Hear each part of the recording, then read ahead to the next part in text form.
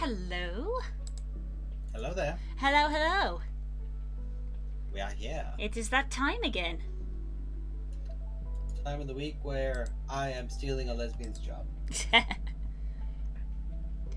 For now, this might be your last week, Das. I'm sorry to say. I'm sorry. I'm so sorry, but this might be your last week. I will just have to meme you guys in the chat constantly.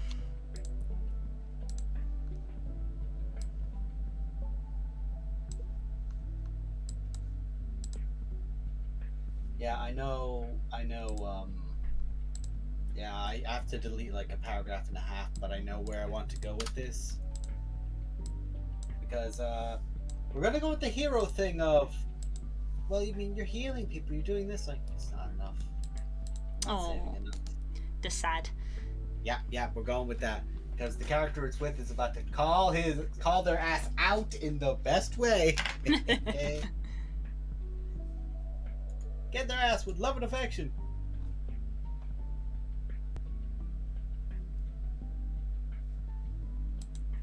Hello, Frog. How are you doing, honey?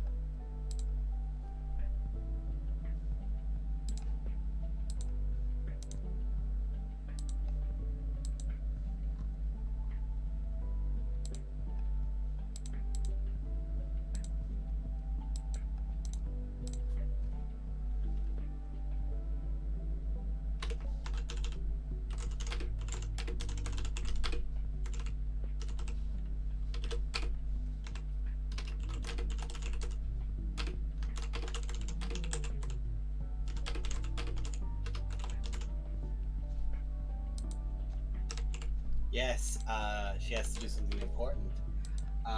She showed me the adorable notion that how bunnies would brush their ears and like clean their ears, yes, like tapping it down. She has shown me that, and then talked about Tradaine doing it. Oh. And it's being adorable. So I was like, I've never wanted to ask you to draw something more. That's if she's doing that. She could be also doing something else very important.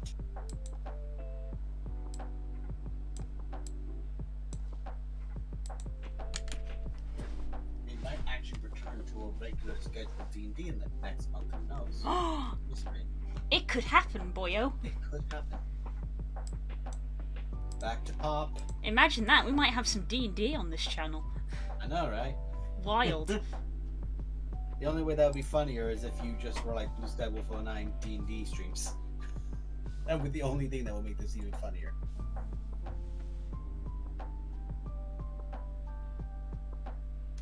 Someone drawing Emmerich with a big adorable smile, which is the best thing ever. Yes. So many people ship the Warrior of Light with Emmerich. It is just honestly good for both of them.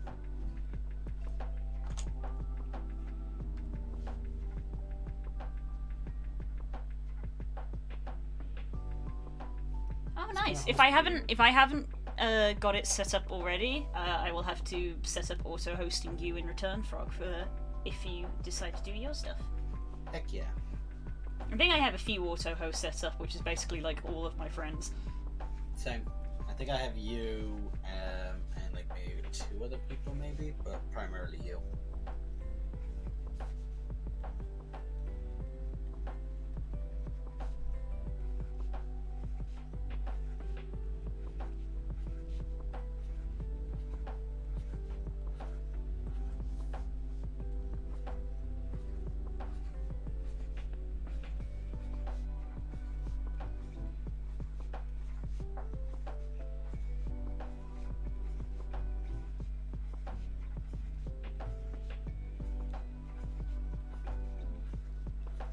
Let's get these warm-up circles going. Spin!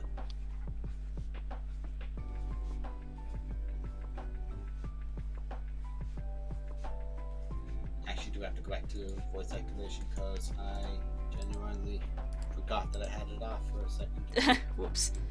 Whoopsie doodle. Carl sent me on some stuff because we were talking about tragic characters, so she sent me on Dark Souls stuff, of course, but I only had vague ideas for certain characters from Dark Souls because I hadn't played any of them. Mm-hmm. And she showed me on I think it's Artorias. Artorias is the knight who Sif is the companion of. Right. Um, and showed me the tragedy of that character, and it's like, oh, well, that's heartbreaking.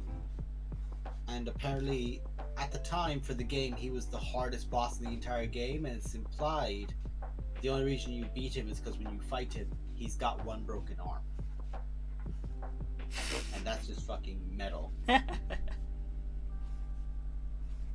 I've been very interested in potentially looking at doing something with Dark Souls, but I might wait for Elden Ring because that's where all the hype's going to be. And if I'm halfway through doing one of those and Elden Ring comes out, well, stop one to do the other. Yeah. For me, I'm just like the person with like all the cakes being offered to them, just like because I have so many things that I want to do and want to play like all the time, and I just like cannot. Sabrina with all the pancakes shoved in her face, like yeah. Yeah, it's like I wanna play Monster Hunter. I want to do Final Fantasy. I still want to play like the Diamond and Pearl remakes. Legends Arceus is out in like 3 days, and outside of playing games, I've got like personal projects that I want to do. There's artwork that sometimes I want to draw, and my VR chat world is like the main thing I've been working on in my spare time when I can, and it's like I want to do that as well. There's literally not enough hours in the day. I was just like, I want to stream more things, but like I can't do that either, and I'm just like, I want to do so much. I want to do all the things at the same time. Yeah, honestly, considering I'm currently like waiting for more like content for FF, like I'm just leveling to pass the time, and when I'm not doing that, I'm monster hunting. I'm probably, the Warhammer 3's in February 17th, and goodbye, everyone, goodbye. I'm gonna fall in that hole and play every single one of those factions that will be gone. Oh, eventually, I think Elden Ring comes out later that month, I want to say. So, Elden Ring might take me then, because if I can play it on the PC, which actually is a fair point, Elden Ring. To be fair, once I get past this month, I don't think there is currently anything lined up for this year that has got my interest peaked. So I'll have like several months to get through all of the stuff I want to play. I think, actually, no, tell a lie, the only thing I've got is Sunbreak, which is scheduled for like summer this year.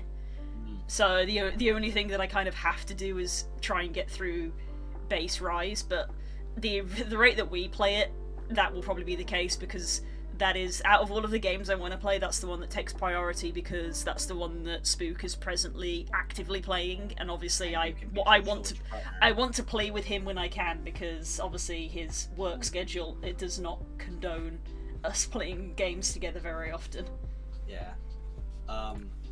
Elden Ring is not only on Steam, but it can be out on the 25th, so actually it was a week after Warhammer, so sorted. I'm fucking excited for it, I'm not gonna pretend. It's got Miyazaki is back again, from what I understand, who directed all the other ones, but it's in collaboration with George R.R. Martin, which I know Game of Thrones got tarnished by the end seasons, but that's because they stopped having George R. R. Martin's. Yeah, that's true. That is something worth remembering, that they didn't have the books. I mean, he gave them like a summary of where he was kind of wanting it to go, I think, but I guess obviously you can't really compare to following someone's kind of outline in comparison to following novels, especially the amount that he wrote for them, because they're chunky books. Oh yeah. So it's like what he had written versus what he had planned. There was probably a stark difference with how much they had to go off of. Yeah. I'm the Lord of the Rings guy. I mean, I've got them all up there. I've got everything from Children of Herne all the way to the Silmarillion. But I look at the Game of Thrones books, and they're a bitch. They're thick, and the font is smaller because of so much they have to shove in there. They're massive, but this is going back to the idea of the helmet on, the androgyny of that, which, shock and horror, guys, I don't know why I always had appeal with Mandalorians and troopers and knights with helmets on. I don't know what that androgyny of that could have ever built into me at all. Why Yeah, that didn't affect me at all. yeah. That reminded me of one that I saw. I think it was Lying either retweeted it or reblogged it on his Tumblr, Mm-hmm. which basically said, if you were always fascinated with lycanthropes and shapeshifters and fae, that probably means something now. And I just sort of looked at that and went, ah, ah, hmm, ah, yes. Being able to change yourself at will into something more fitting and something you prefer. Yes. Let's not look too deeply into this. Not without a therapist. Yeah, I'm not gonna pretend I'm not excited for it, because the one thing about Souls is that by osmosis I learned quite a lot about like the ideas of it, the premises of what they could mean, that there were multiple endings and the like. But I am aware you can like New Game Plus it, I think, and you can go back and do another playthrough. Everything is harder, of course, but you know you could choose multiple different options on your second run. Mm-hmm. So that would be the thing I would do with Elden Ring. But I've learned, like, say, the Praise the Sun guy. Yes. I've learned like what his fate is in the game, but at the moment I learned it, I also learned by the next paragraph of the thing of how you save them. But like, the tragedy of all the Souls games is that any character you want to save, you either have to let them die, or you have to not get involved with them. Like in Bloodborne, I think it's like a Father Gustav or something akin to it. He's like one guy who turns. He basically shifts into the beast eventually from a hunter. But if you use a music box in his boss fight, it stuns him, and it's from his family. Mm-hmm. His daughter, if you go to her first and talk to her and go back to her and tell her that, go to this location where you'll be safe, she will be murdered on the way there, and you will kill a monster which will have eaten her and has like a ribbon she wore on her thing, like an incredibly grim notion. Yeah. Like, and then there's the Onion Knight, the Sigmarus from Dark Souls, where if you keep saving him, he will eventually hollow, because part of the concept of a hollowing is that you lose the will to keep going. For him, it's always the adventure and the challenge, and so long as he can put himself to push forward, he's got that fighting spirit in him. But whenever he's met with an obstacle, you solve it for him, so you inadvertently hollow him. Right. You can let him repay the debt when there's like a bunch of monsters in a lower area, and he just goes, "Now go, don't be slow," after saying his goodbyes to you and that he thinks of you as his most valued friend. And if you do see his daughter, to tell her that he loved her and everything else, because you did meet her. She's a living person, which is even weirder, because in this world everyone's undead. Yeah. It's a curse. And the more times you come back and the more hope you lose, then you become hollow, which is just crazed, and the person you were is gone, basically. But he'll jump in and he'll fight these monsters. If you leave him, now this is actually a relatively hard few monsters in an encounter. If you leave them and just run, he will die guaranteed. Nothing, like, there's no RGN, nothing else, he will die. But if you help him, that will be the last thing before his daughter has to put him down because he hollows. Right. Oof. Not a very cheerful series, is it? It isn't, no. It is one of those things of like, this is a doomed world, and this is where a lot of these do get it. Even Dark Souls 3, it was aware what one did with because I call them the Onion Knights because it's easier. But essentially, they all have like a Sig kind of name, like Sigmund, or like, that's not what it is, but it's something akin to that. Yeah. But like, first one is like, Glory's Victory. His daughter's named Gentle Victory, and then the last one then is like his descendant somewhere down the line, has like a much more another honorable name, like another Sig name, and he was a friend of a lord who essentially had a duty to fulfill, and when they did it the first time, it was so terrible that when they came back in the cycle, they refused to do it again, and they gave this Onion Knight the weapon to put them down with. Because they said, I don't trust myself to be able to do it again, so if I fail, I want you to come and make me. So you go and you help this person, and of course this entire time you have that pang of like, is this just going to be like the first Onion Knight, and is their morale going to drop as well? But you beat the monster, you defeat the Lord, so that they can be used as part of the process to rebuild the cycle and give the world another chance. And then he raises a toast with you for your valor, and to his old friend Yorm, and with this, and long may the song shine. He just like this big bellowy laugh, and then he tells you goodbye. He's just going to rest here for a little bit, and hopes to see you again. And you'll walk away, and you'll hear the, like you've probably heard of it, the dark soul like kind of death sound when something gets stabbed and it gets killed. You turn around and he's given into his wounds and he passes away, and that's how you get the Onion Knight armor in that game. But it's heartbreaking because of course that's the loss of a friend, but this was the remedy to the first one of this guy went out, did everything right, was the honorable knight at the end, and got the happiest ending you can get in a Souls game.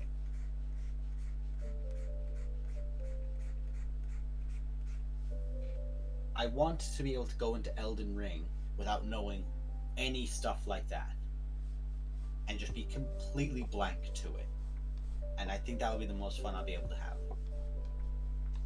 Bye. Be gone.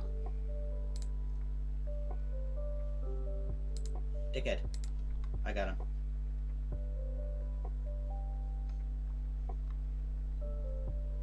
Is his message taken out of the chat for anyone? Or is Yeah, if you ban someone, the message is deleted as well. Cool. That account's been around since 2018. Fucking hell. Well. Shame, cocksgun. Yeah. Restricting him. So now he's considered a suspicious viewer. So if he ever comes back to something else, no.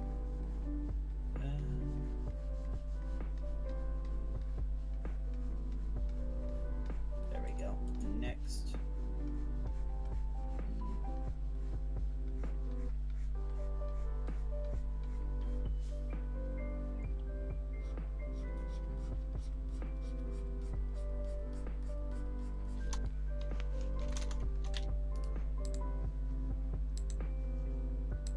Also, I think from everything I've seen, Elden Ring is going to go back to a kind of more knightly based aesthetic. Because I like Sekiro. I think the aesthetic of it is gorgeous. And Bloodborne has all the appeal in the world. But I do want to go to a knightly style one as well. So I'll be going that way.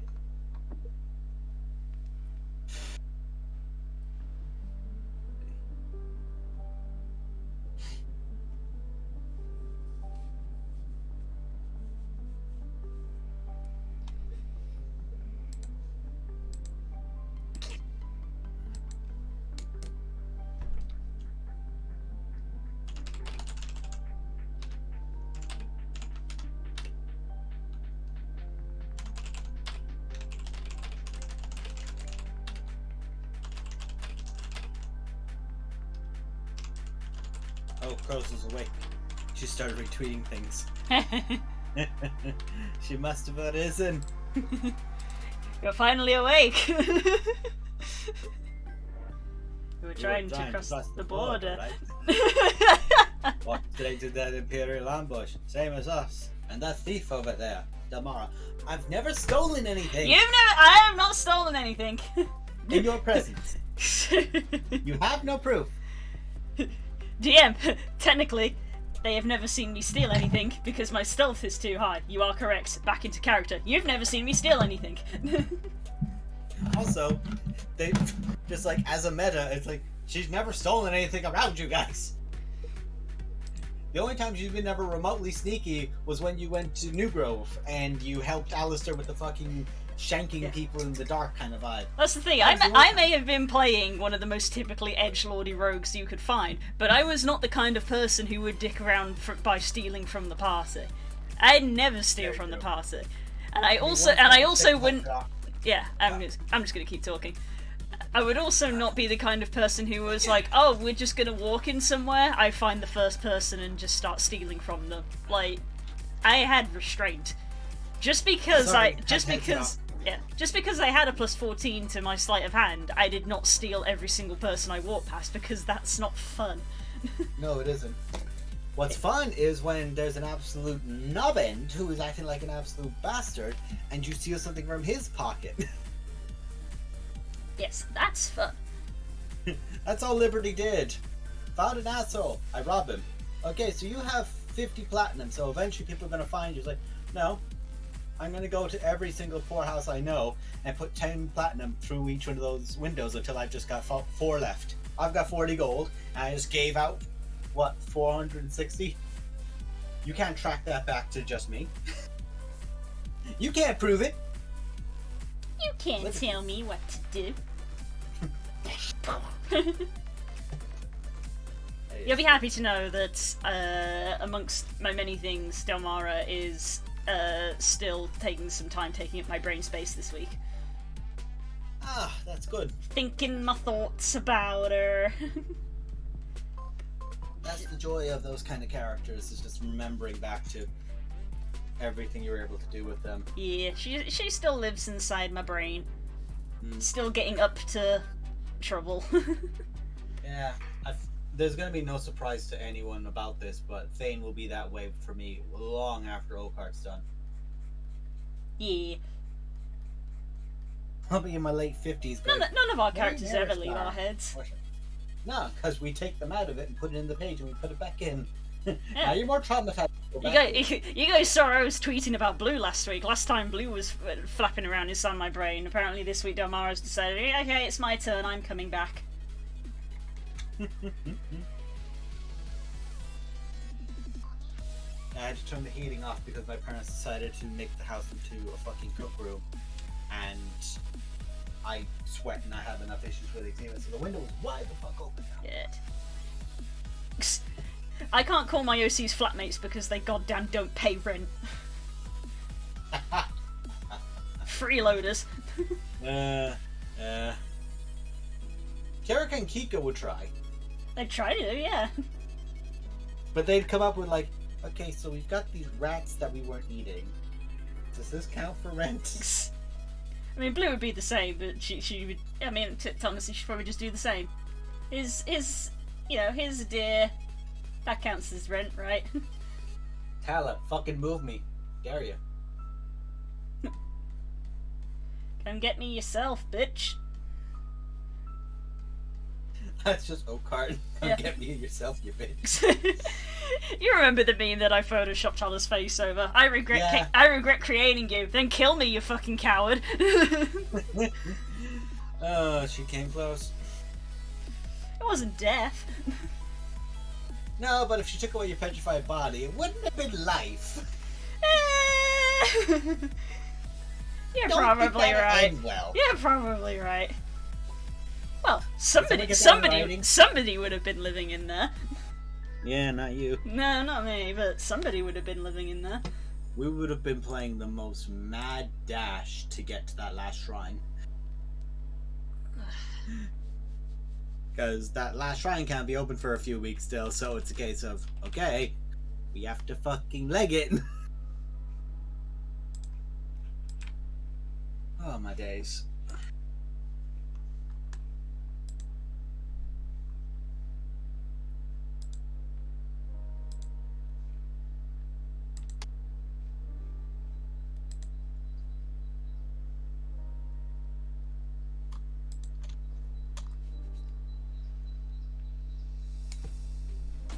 Random Pokemon time.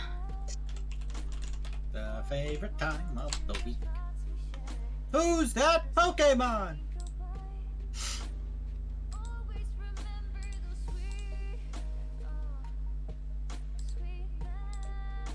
Runa Regis, that's a little too complicated for me, buddy. I want something quicker today. Shelmet, that's fine. I'll take Shelmet.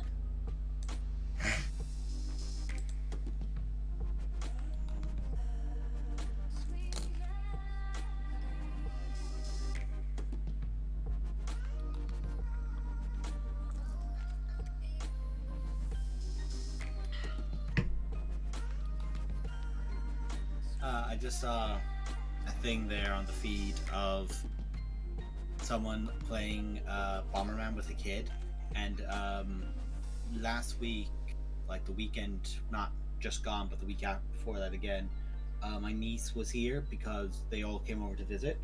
My mother, my sister, and my oldest niece went off somewhere,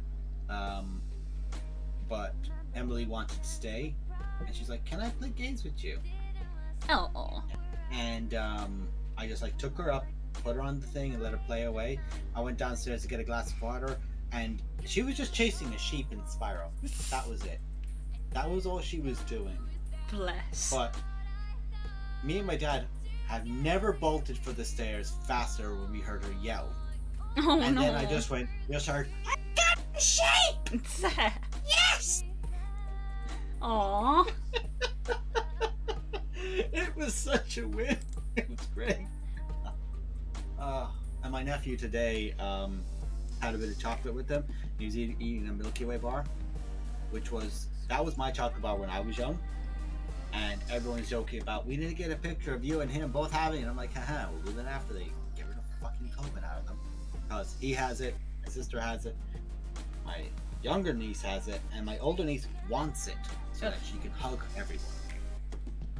Because they all have COVID, so she can't hug them. She wants COVID, so she can hug them. And I'm like, not a good mentality to have. no, it's not a good mentality to have. And I'm like, please don't say that. And everyone shouts at me because they're downplaying how bad COVID is. And I'm like, that is literally the worst fucking thing you could do. I don't care if she gets scared. I care if she gets unwell. She's a kid. We're lucky with those two that the worst thing that this kid's having is just he's teething. Fucking idiots. That's all I'll say to that. Yes, but enough of that. Enough of that. Time to... Hang on a sec, what's that? Curls, I took a nap that was way, way too powerful, so go watch these nerds on our stream and I'll be back next week. We see you, bitch! Return of the Queen. Yes. Oh, God. Okay, hang on. I have to get the Return of the King. There we go. Meme generator.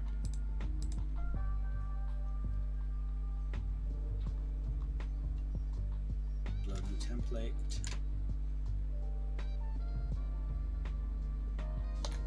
Gonna have to increase the font size on this.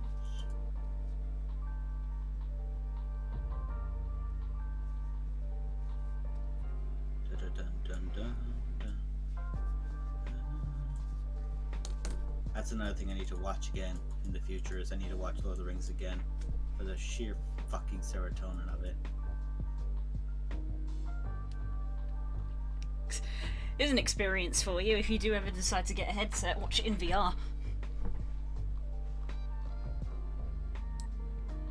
I was saying, VR chat's got Movie World, you could probably find it. Be in a big cinema in VR. Okay, I have to say no to that for no other reason than if I did it in VR, when the Riders of Rohan scene happens in the third film, I will be shocked. Because I will literally be like my dad watching a rugby match, like, go up! Just be screaming, not aware of anything. So I can't do that. I can't be allowed to do that. And then just watch the first one. Look, do you not understand? Watch the third one out of VR. You don't stop watching Lord of the Rings That's till what the I'm third one ends. You just sit and you go. No interruption.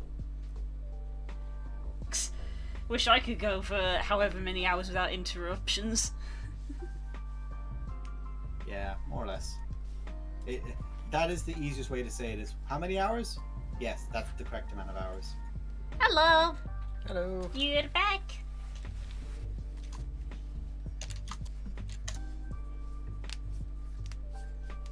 Just send her on Discord a message of, this is for you for next week, and it's just the Return of the Queen.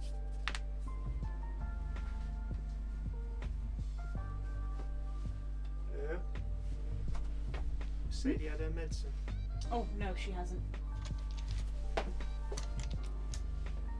was gonna say, imagine if you just went to break and she just came in after, like, I'm here now, fuck off! Sheesh.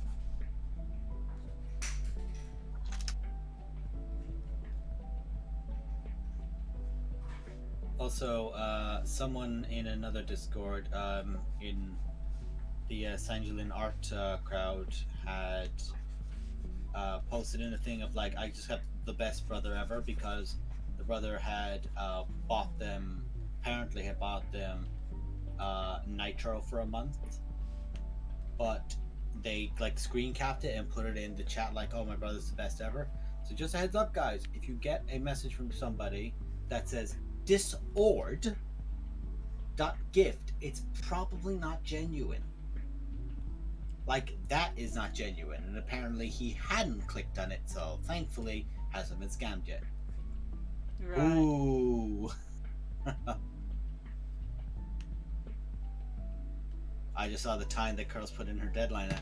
Fucking classic.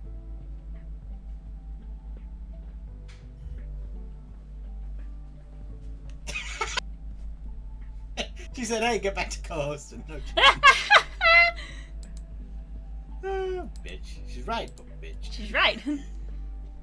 She's our bitch.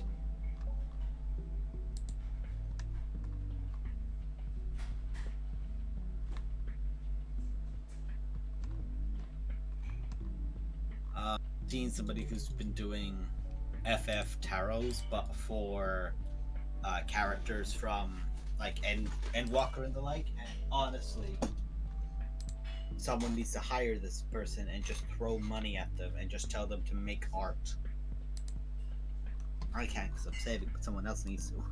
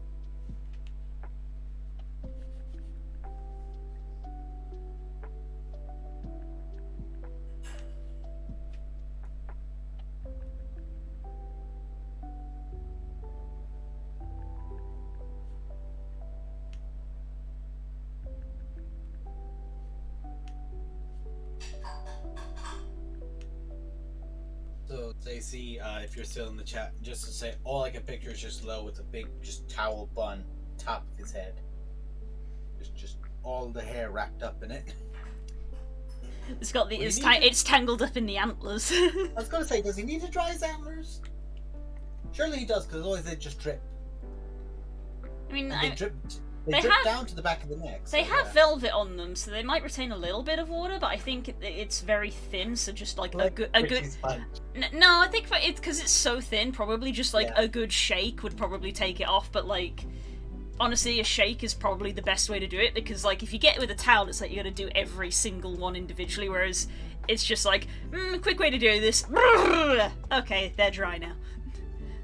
And now we are having the tieflings drying their horns. Please make a 5-foot radius away from all nearby tieflings. Thank you. Because that is just a threat zone for a hot minute. While every tiefling in the vicinity turns into a head basher. Lo's not used to having these antlers still, so he is actually like, how do I dry these? And Kika's the one who's like, just do what I do and shake. Also, this is something I keep seeing pop up. A friend of mine is getting into VTubing, and they're using their Ura Makote mix character for it. And the model they have for it is fucking adorable.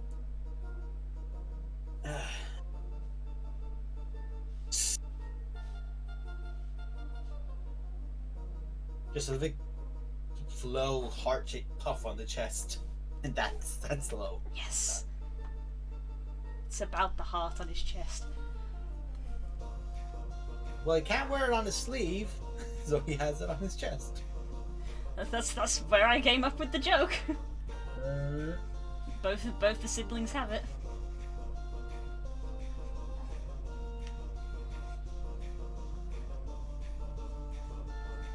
Is there anything about your sister that we might be able to identify?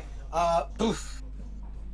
She has this. Like, okay, if we look, there will be shot, so we're not going to use that.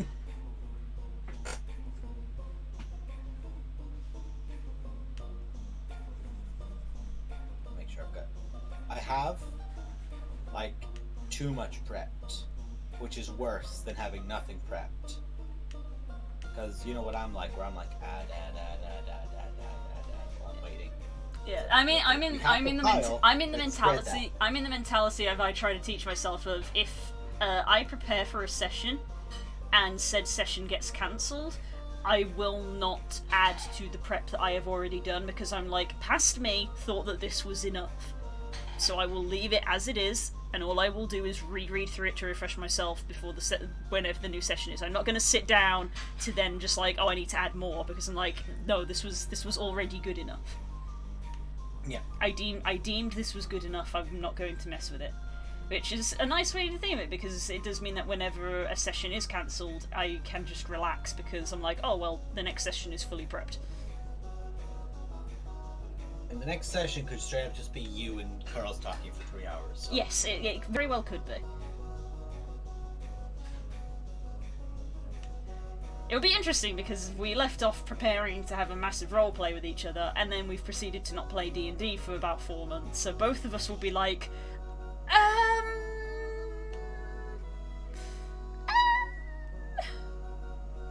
Now what? We're both going to be there like, I'm waiting for your lead. And we're like, no, I'm waiting for your lead. I mean, you can wait for my lead if you guys want, but neither of you are going to like what I bring.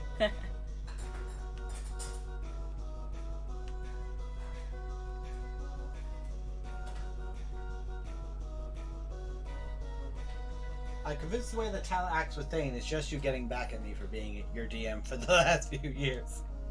No, that's not how I think. Me being Tyler is me being Tyler. It's that simple. Yeah. It's not that deep. She's just a bitch. Yep.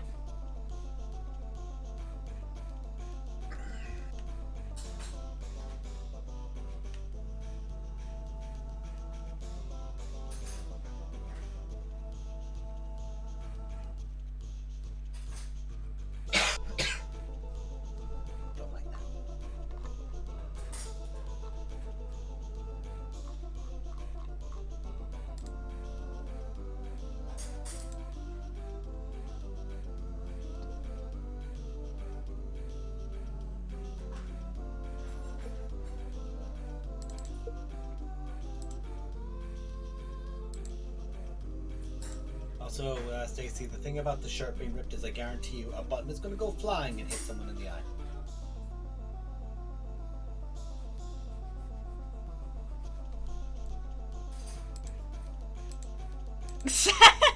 Exy! Hello. Look, I've been thinking about it, okay? That is the truth of the matter. I have been thinking about it. I'm in the queue first, unfortunately, Exy.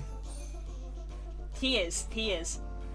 I promised us a very long time ago that if I considered opening commissions, he could have first dibs because he was the first person to actually ever approach me to be like, hey, would you do a commission? And I went no. So I am trying. Currently, I'm doing a warm up, so I'm not doing it at the moment. But yes, I am in the process of trying my first commission with Das, who has been lovely and wonderful to work with, and I really appreciate it.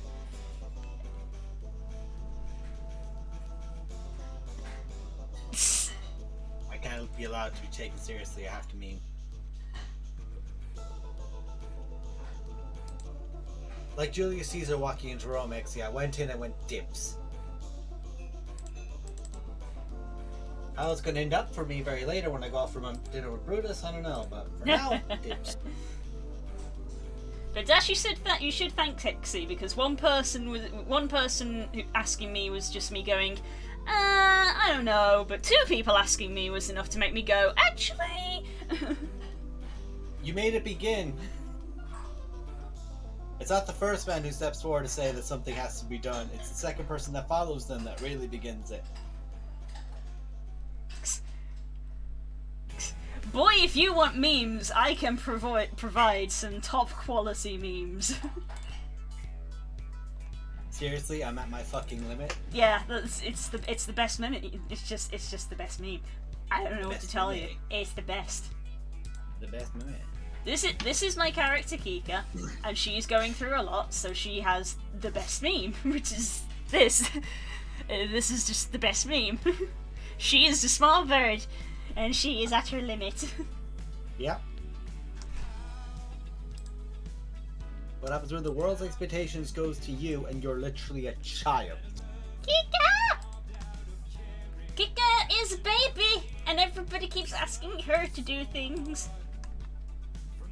Like, hey, I know you're a child and just watched something really stressful happen, but do you know I find that person to be incredibly hot? Okay, bye. Yes. Nobody has asked her how old she is. We have been playing this campaign for about 3 years.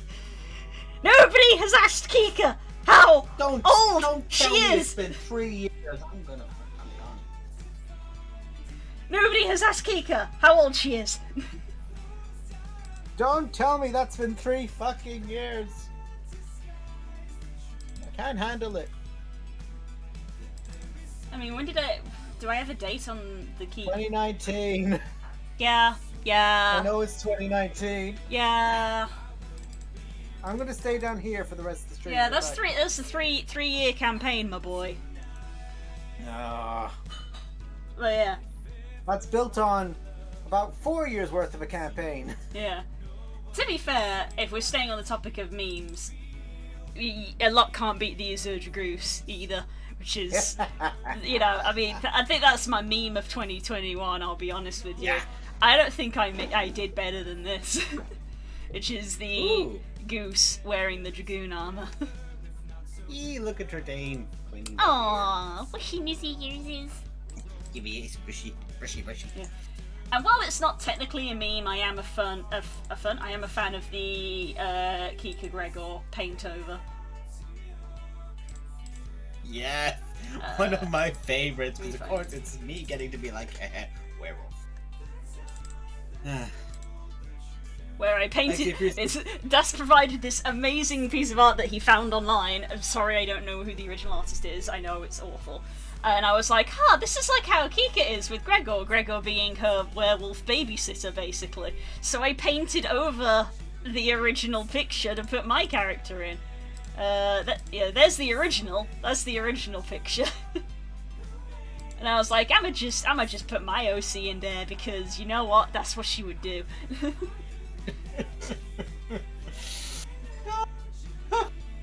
The worst part of that is that she is the sweetest, most innocent girl, but she's the daughter of one of the most powerful sorceresses in like all of Faerun, and as a direct result, there's a lot of people. 5 stickers in one art piece. It's not like a fucking Happy Meal with a burger. We'll talk when I finish with Das, okay? We'll talk when I finish with Das. But yeah, I have various art styles that I. Oh, tea! I've been provided with tea. Thank you, darling. Ooh, tea. 16. What? 16p. I have received payment. Payment for services rendered. Yes, I have a variety of art styles. You've probably seen Ix before. I'll get back to doing my warm up in a sec, I promise. But you guys have probably seen Ix before as well. There's the finished Ix. She took me many, many months to actually get her finished, but because you kept going back to it and saying, "What can I give myself more of a headache doing?" I know. Feathers. Yeah, oh, I have learned. I'm never drawing individual feathers again. That is what I learned from Ix. It looks amazing. I'm never drawing individual feathers again. It took me actual months just to do feathers. I'm never doing it again. But that's the important thing. I learned something. At least I learned something. Okay, I'm closing these now. Okay. What me and Blue have realized is that if we get to a campaign where we both get to play, one of us is going to run the DM and say, "Dibs werewolf." And I did it first, bitch! Yeah, she did. The next one. I mean, you know the answer. I don't like the answer. You know the answer. Why is there a furball in my house? It's because you have a cat. And a furry girlfriend. Criminal! No, fur baby! Let's finish off that one there. Kika is the sweetest little angel, and she is a child who, one of her bodyguards is a former antagonist from the last D&D campaign I ran, who, along with a now partner of theirs, have more or less been a pair of uncles to her and have babysitted her on multiple occasions. Yes, Kika's mum, despite being one of like the 5th most powerful mat spellcasters in the world, mostly decided to do a pacifist run. Yeah. Mostly. Emmerich had to go. Some people cannot be reasoned with. Yeah. So you have what would happen if you took the Hulk and the werewolf and go, and the most dangerous assassin in the world, who would be one of the most dangerous assassins in the world if he didn't have to keep trying to fight Kika, who is built to spot a incredibly stealthy, invisible drow archer. Yes. Kirok. Yes. Yes. It took like one incident. It was literally a fool me once, shame on you. Fool me twice, shame on me. So after 2 incidences of, this guy likes to use invisibility, my character was like, cool, right, I'm gonna take the anti-invisibility magic. And just kept it on for the whole fucking campaign. Yeah. And even then, I lived with that spell on. once or twice, you ended up just going, oh, you think something's not wrong because you had a really good perception, and you just say, I'm shield. Just, okay, so you just stop the arrow. Fuck you. Yeah, that reaction spell is so good. That reaction spell. That's why I loved having it on thing. So good. But yeah. If you're interested in XC, I'm not gonna bring it up because I'm getting too distracted, but the emote that Das just used in the chat is another thing that I did, so I've got a very small catalogue. I've only ever made one emote, but I made my own emote, and there it is in the chat. I know it's I'm not gonna make you go look for it, but still one of my favorite pieces of art you ever done was Tala waking up with a tail. That was comic strip of it, just my heart. I mean, that was. I'm not going to show that because that was extremely sketchy and scribbly. Like, that's nothing that I would ever display for potential commissions. Yeah, it doesn't have to be for this kind of thing, but what it was at the moment was so endearing, and it didn't need. Look, it's a bitch. Hello.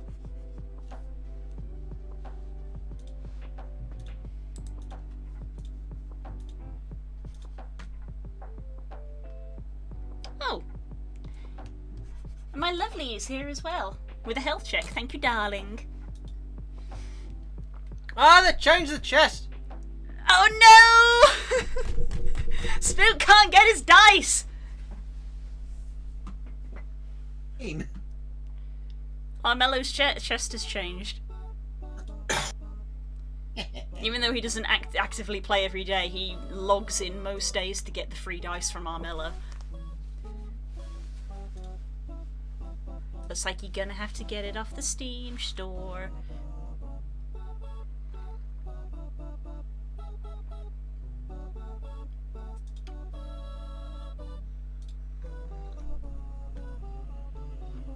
Okay. I mean, I don't want to speak too soon, because I am known to get ahead of myself quite often. But I want to see if I can try to push to get yours done, just because I feel like three full evenings is starting to get into the territory of spending too long working on something. Just because of how much, if I'm being reasonable, I would have to charge for my time, but if I'm spending too much time on things, then that's unfair to you. Yeah. So I want to try to get it done. I don't know if I will, because famously I'm very slow at getting things done. It's the primary reason that I've never really done anything like this before, because I'm slow.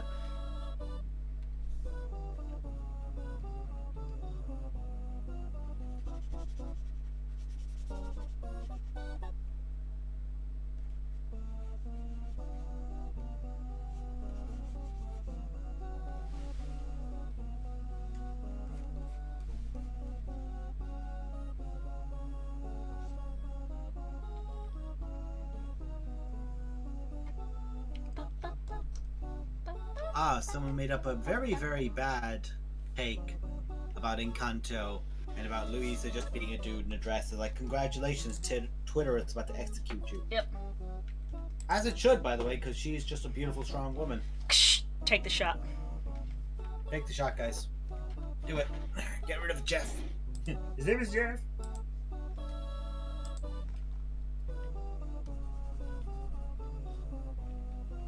Oh, bye! Okay, bye! Oi, fuck off! Don't rat me out, you bitch!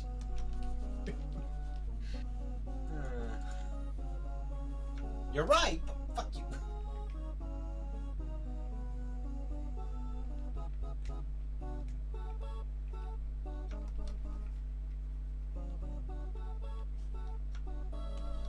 Them's the ruler! The ruler! There's the ruler! The ruler! The ruler!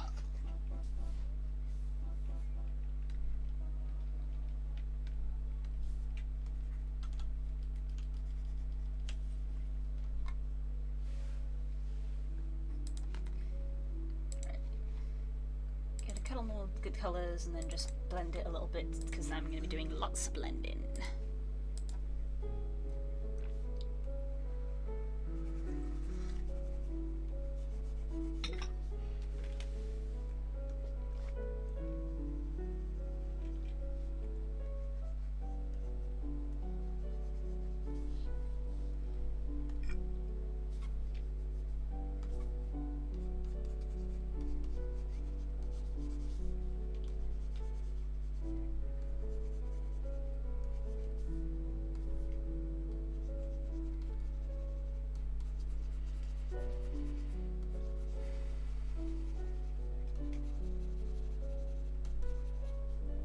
Spook's back on that Monster Hunter grind.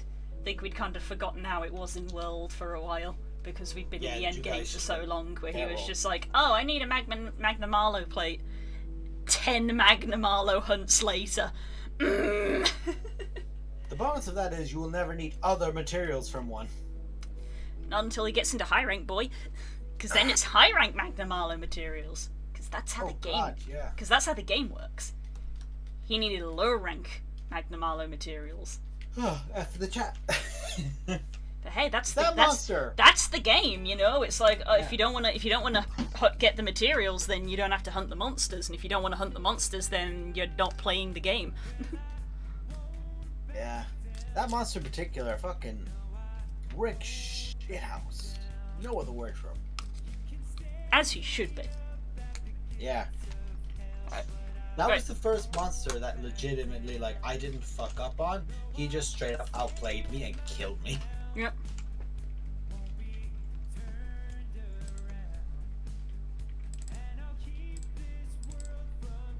He's very basic. I'm not doing much with him because, as I've said, I want to move on to stuff. There's Shelmet. Yeah. Moving on. Where is your boy? There he be. Here comes the savage. There he be. Man. We are working on this boy. The Chongus.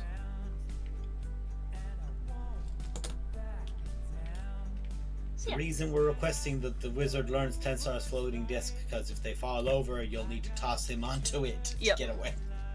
That's literally why that spell exists. Some wizard somewhere had to carry an unconscious barbarian to a town, and Tensor's floating disc was born.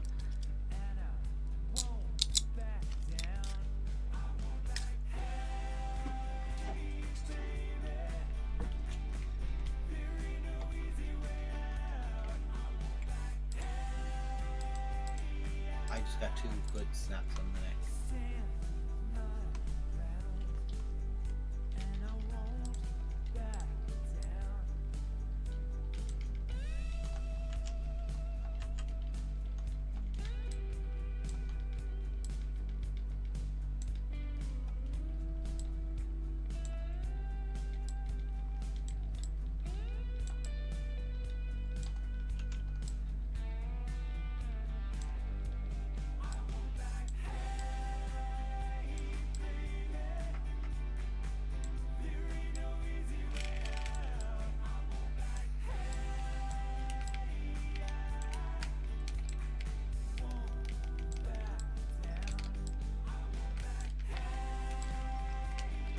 Cora's here.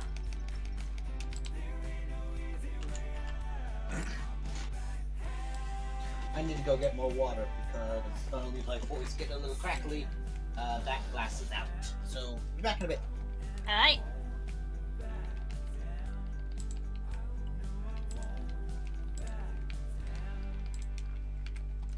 Hello, Core. That's a small one, goodness. A tiny little monkey. Sorry? That's a small Bashadan. It is, yes. When he stood up, he was like barely the same height as you.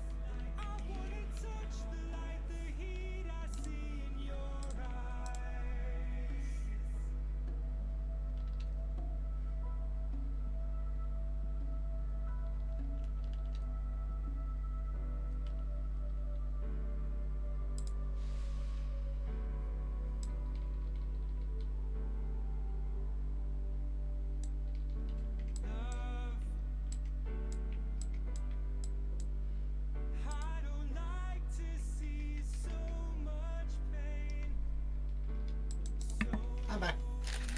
Welcome back.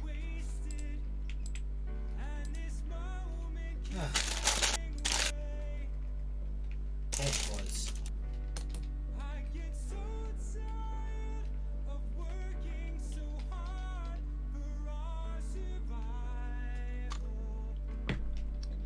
You see the sleepy boy in Monster Hunter chat. Let's have a look. I think that is. Oh yes, the Rajang. Yeah. We said the other night that we found one. And it immediately just looked at Spook and said, I'm going to bench press you. It threw him at a wall. The wall won.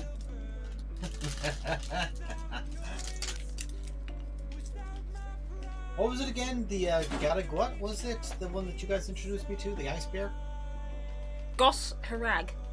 Gas Harag. Which Yeah. even by Monster Hunter standards is a bit of a weird name, because it doesn't really match with Monster Hunter standards. Really cool monster because iced up its hands like blades and then just walked towards us. And if you got stunned by it, I'm saying this for chat, if you got stunned by it, it walks towards you serial killer style. Mm-hmm. Like dead ass, you could have put Michael Myers as just over it. Would fit. 100% would fit. Needless to say, I want to hunt a lot of them because they look fucking cool.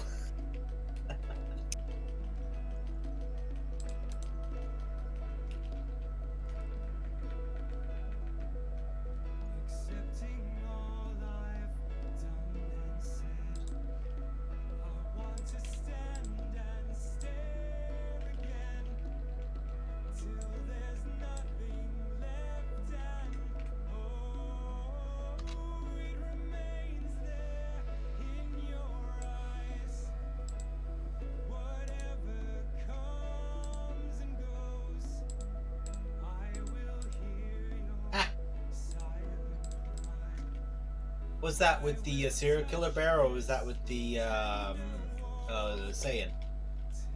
By the way, if anyone in chat's wondering, yes, I don't use any of the right names, but I give it a vague idea, and everyone knows which one I mean. That's a bold statement. Sometimes people know what you mean.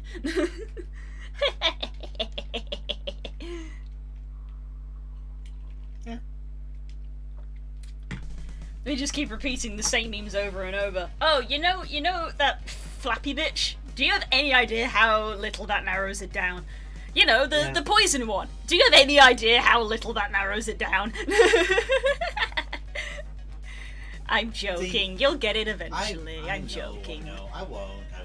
Thank you. Thing is that when I'm doing a solo hunt, I see 3 names and I'm shortening it down of those ones I'm doing Cluedo of what are the definitive traits of that one.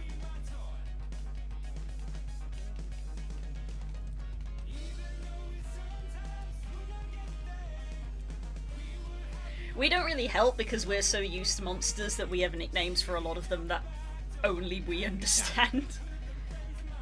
So we'll come to the end game and we'll be like, we're fighting a toaster, and you're gonna be there like, I'm sorry, who? Yeah, I just see a really angry Pickle coming towards me and I'm like, I wanna fight. Pickle's understandable. I think everybody knows who Pickle is.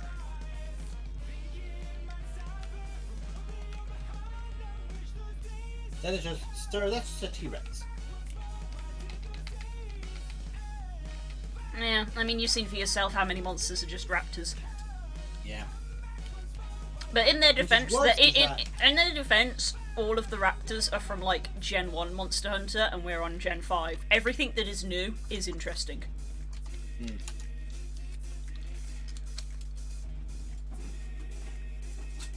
Devil Joe, honey, is a pickle. I believe it's called a pickle because it looks like a pickle. Because it's big. It's that simple. He looks like a giant walking pickle.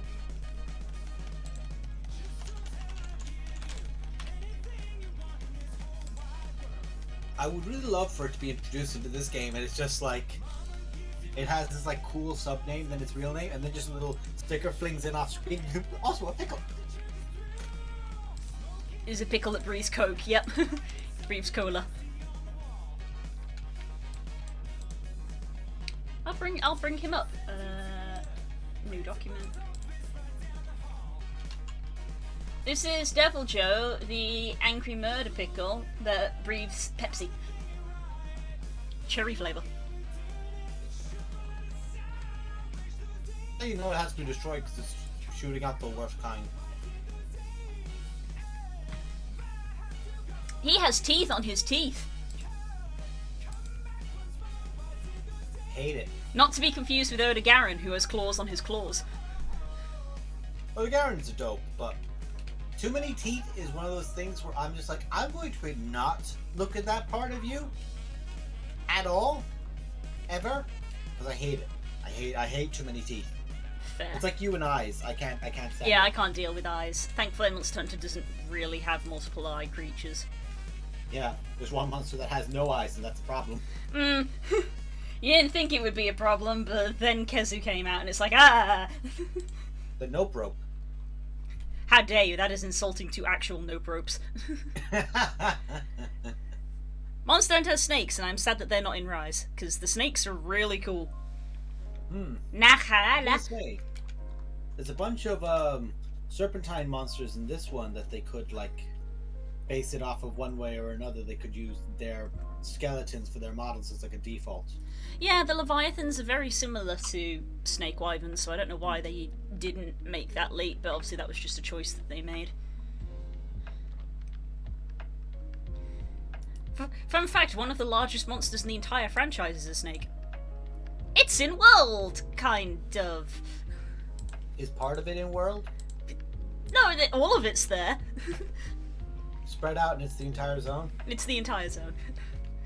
The entirety of the Rotten Vale is one giant skeleton. It's cool. I love it very much. Yeah, so I've tried to up the contrast a little bit on the face, and I already think it does kind of look a little bit better. Yeah. It looks without the contrast is a little flat. Obviously, it means that he goes more into the grey area, but That's also But also in real life, things aren't actually pure white, so. Nothing is pure white. So yeah. I still can't wait for the opportunity to just like eyes just out of water, and then just dip back down under the water.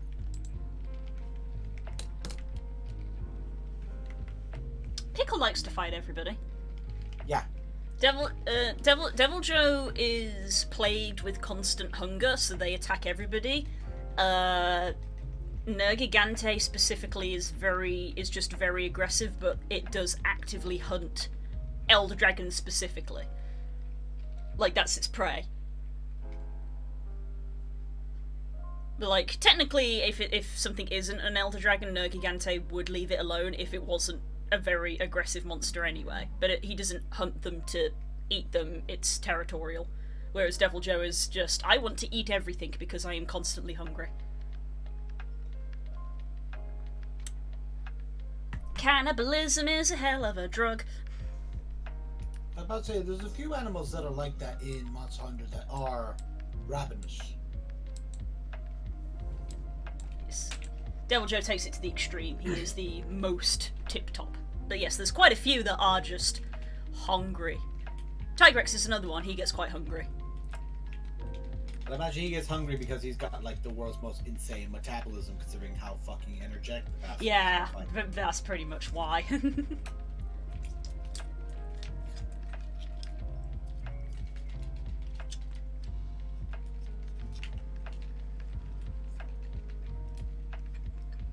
Tigris goes into the Goku levels of, why does this motherfucker eat so much? And then you just look at how they fight and go, they need to have something to fuel that energy. Yeah. There you go.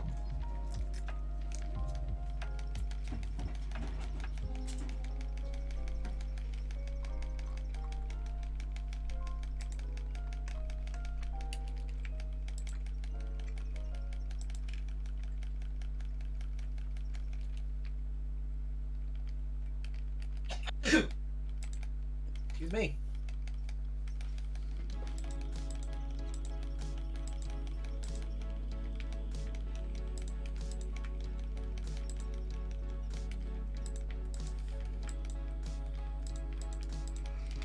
Oh god, that was horrifying. Don't click that button again. Why? What happened? It basically turned off the skin. It's like in video games when the model glitches out and you're like, ah! You do it one more time real quick? Camouflage mode, engage. White dragon, what do you see? All!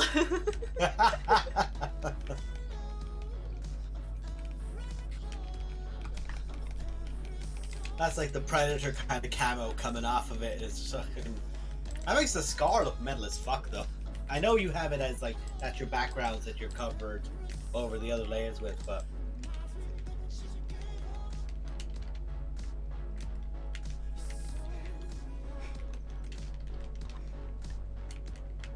I wonder if a tigress does the chuff like a normal tiger does. They can't purr because, of course, they don't have the range to, because they're just built different. So instead, their way of showing affection is to...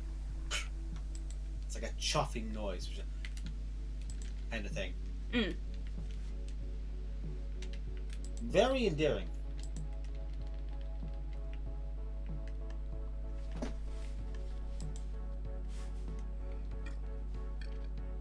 I, of course, also just watch a lot of Casual Geographic, so I saw a thing about tigers on it. By the way, I fucking love that guy. He's the funniest bastard ever. While tigers are solitary until, you know, they've had their kids grown up, the kids then have to fuck off from the mother. If a male tiger sees a female and what he presumes is his kids, when he's killed something, he will let them feed and then he'll take the scraps at the end. Aww. And I heard a story of what happens if the mate is killed, because there was a lot of illegal either poachers or people who were just basically doing booze or something you do in the outback in India, so it's hidden away. No one will know you. But the tiger intruded on the area, or they more intruded on her space, and they shot her and killed her.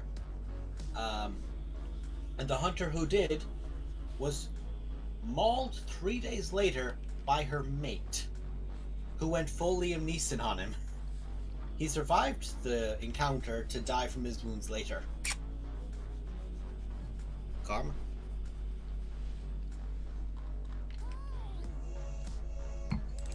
Because shock and horror, if there's a bunch of people, unless the tiger is absolutely desperate and sees like 4 people staring at them, they're gonna back the fuck up. They're an ambush hunter.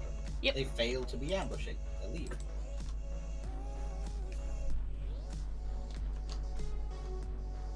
That's why Medrash has tattooed onto his shoulder blades is a pair of eyes that are about like that kind of distance big on like either of his shoulder blades, so that he kind of walks with a hunch. So if there's anything that's flying over him that would see him as a threat, or anything that's behind him, they just see these 2 flaring eyes, and they presume that he's seen him, like how people would have a mask on for the back of their head. Just something to try and deter people.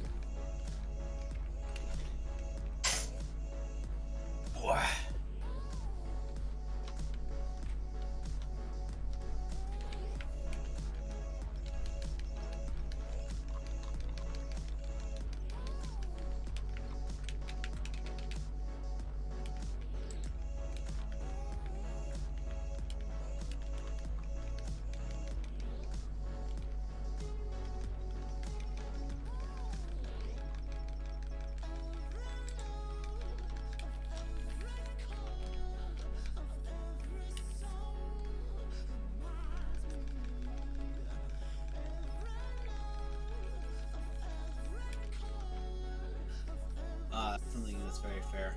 Dallison just threw up there that, hey, there's people who have already seen the most recent, the first episodes of Legend of Vox Machina. So do yourself a favor, if you are one of those people, tag whatever you're doing with LVM spoilers, and anyone who wants to avoid that, mute it, for obvious reasons. Goes into my settings so that I don't forget it, because if I don't do it now, I won't remember. I don't mind, I'll probably leave it. I leave it for most things. Yeah. I don't get bothered. Honestly, I don't get bothered by spoilers. I'm trying to think, like, there's probably not going to be much here that I'm not already seeing. Yeah, I mean, I feel like that they have like maybe put a few new things in it for old fans, but obviously the bulk of the main story plot points are going to be things that we know, because we know the Critical Role story, and we know Vox Machina's story.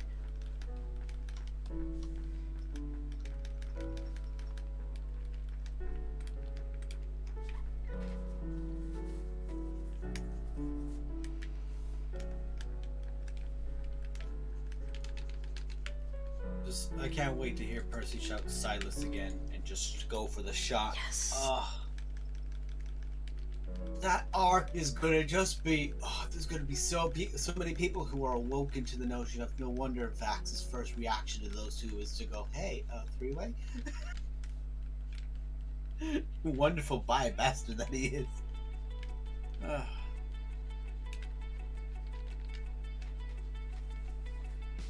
I never really knew with Caleb, but I think Orm's more of a lean towards guys than anything else. Mm-hmm.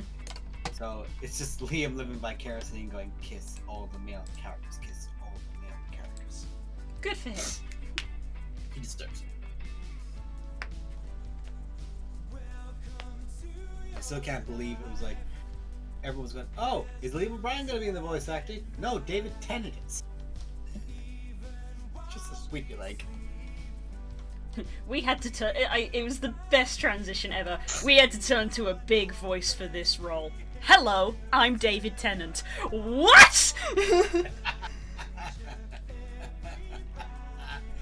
They had to, and I think I know who that character is, what to become, so it's all good in my head. And I'm like, all I can think of now is who are they going to get for the Chroma Conclave? Who are they going to use? Do we have? I don't know if we have that arc right from the get-go. I'm trying to, because I'm thinking of the back because it was funded from the Kickstarter, was the animation, and the Kickstarter, the stretch goal. Like 1 or 2 episodes. Yeah, the stretch goal was Briarwoods, definitely.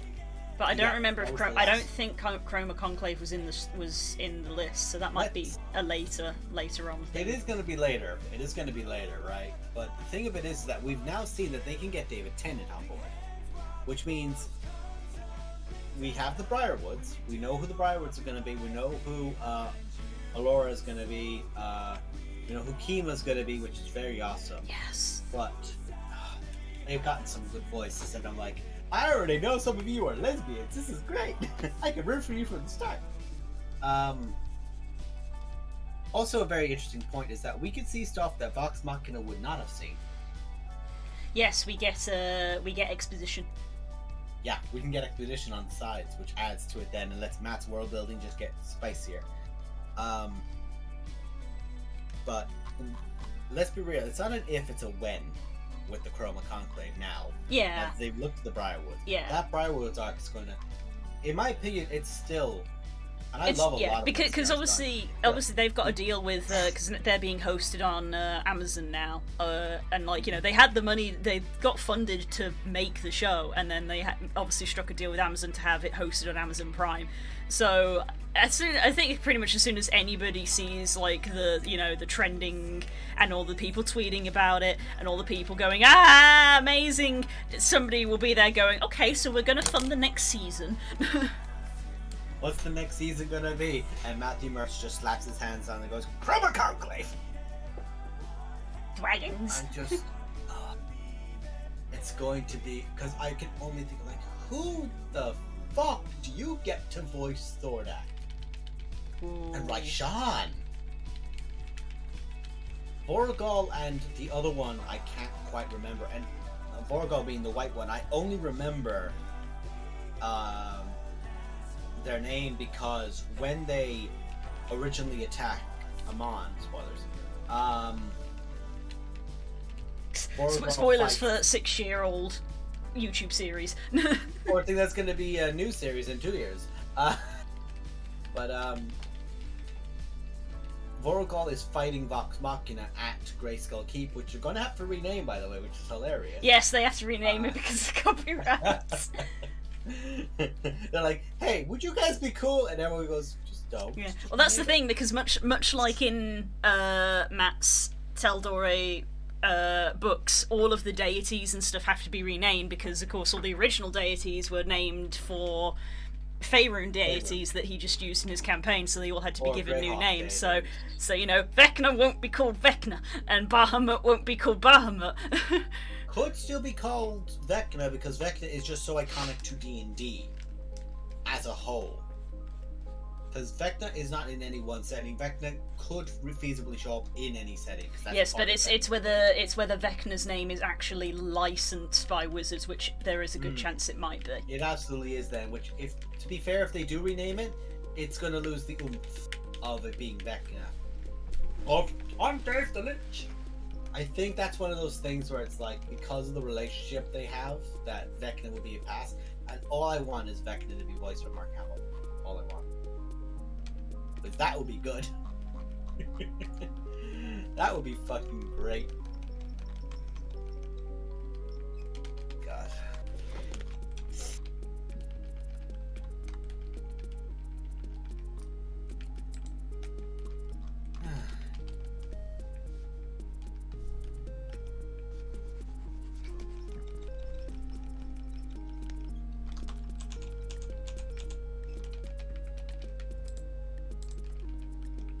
They've got so many major names. I really just want to. I know they probably have an idea in their heads for certain people, but like, they're not going to use Darren DePaul until his character might appear, and they might get him back to voice him eventually. But that would be in the Vecna arc, which No, is I think Darren DePaul is doing a character.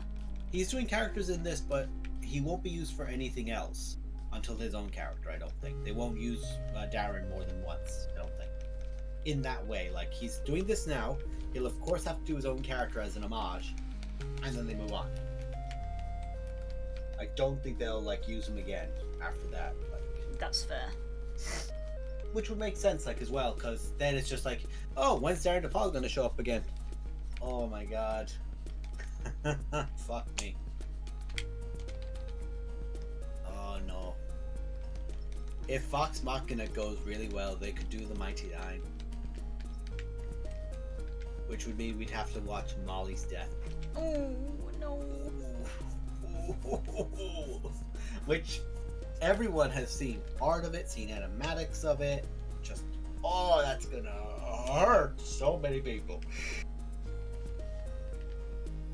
The only reason the world won't be set on fire to watch that beautiful little they-them twink die is because anyone who cares is like, trust us. Just trust. Just trust. It'll be fine. You will appreciate the narrative.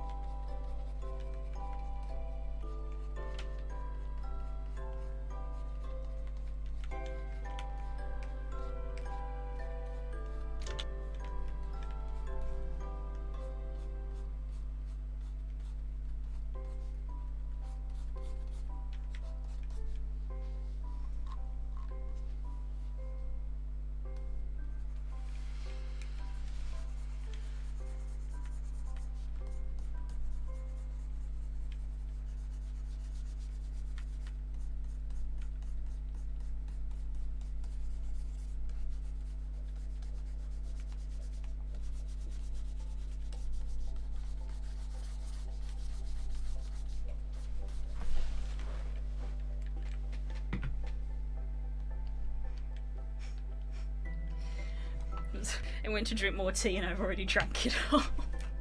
It made me really sad for a moment. I was just like, I need some tea. Oh. God damn it. Yeah, it was good tea. It was very good tea. It was delicious.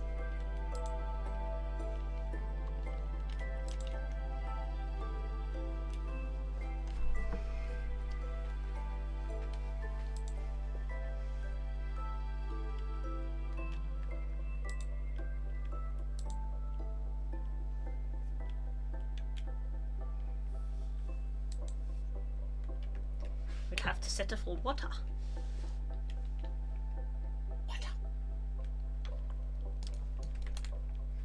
Arceus is going to be in around 24 hours. Not quite, Core. No, it's not quite. We've still got 2 days left, I think. Yeah. It's, yeah. The official Pokemon Twitter are doing a countdown, and I think they literally posted 3 days to go today. 28th. So, yeah, 28th. So if you're a bit out there, bud. Still a while to go. More than a little, yeah. It is not Wednesday, my dude. Now we're gonna pre-watch CR tomorrow. It's gonna be the hype.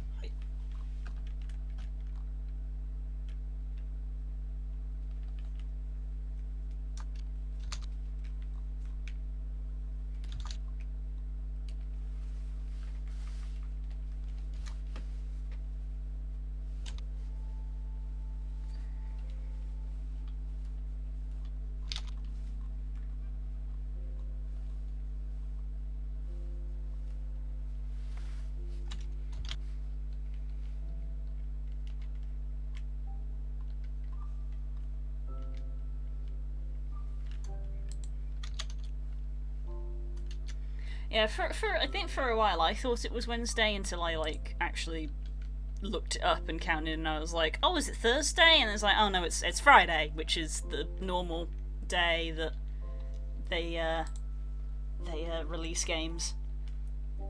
I don't know why I thought it was Wednesday. Hey, Jericho. Oh, thank you. I've been working on this for quite a while. Yeah, doing it for me. Oh, and thank you for following as well. It's really appreciated. He's a buddy. Yeah. I literally can only think of Chris Jericho now, and I just want to start singing "Break the Walls Down." Really gotta get going at the fur, but the top of the head isn't done either. And then there's also the neck is just a flat tone at the moment. Still lots to do. Still a few bits. Still a lot. But honestly, you have a lot of it done. I think that the bulk is there. Like I've got the flaps and the shape. Like I don't need to. I've got everything. All of the bits sort of based out. So I don't need to be adding new shapes. Everything is now sort of pretty much everything is opacity locked, and I'm just going to be adding in the details. As you can see, I've turned the old sketch off from underneath because I don't need it anymore. All of the shapes are there. Yeah. Chapez.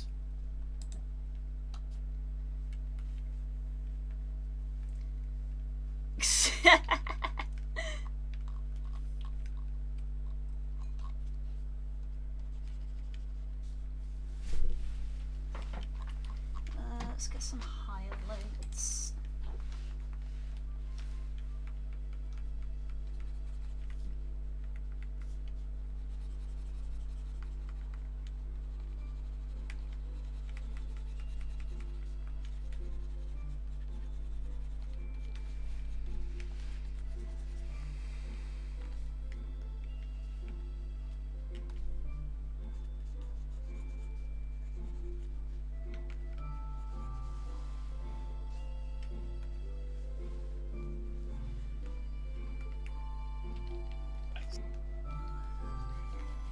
Don't be distracted. Don't be distracted. Don't be distracted. Don't be distracted. Don't be distracted. I'm distracted saying the song.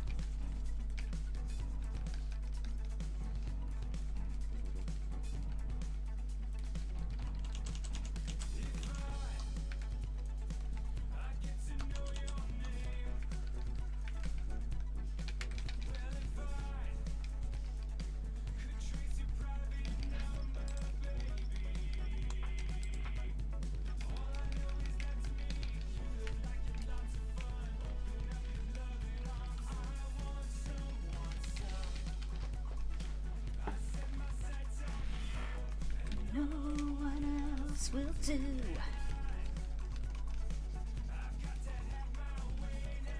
I forget that I'm actually not listening to the same thing as you sometimes, and I'm like, huh? I got my music vibes on. Heck yeah, Batman. Ooh.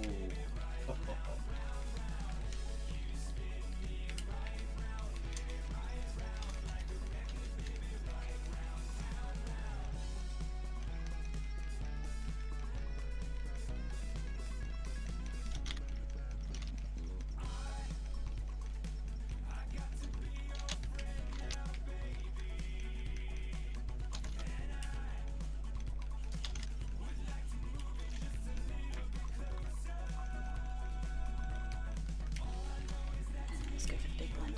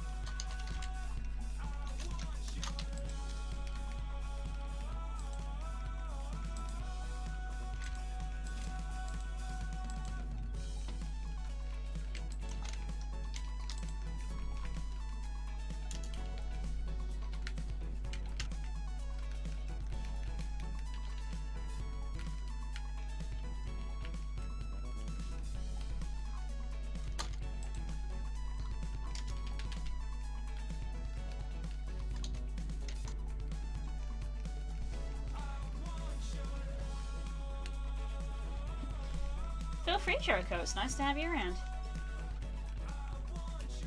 Donuts, donuts, donuts. It's not the same as bagel, bagel, bagel, Bagel, bagel, bagel, bagel, bagel.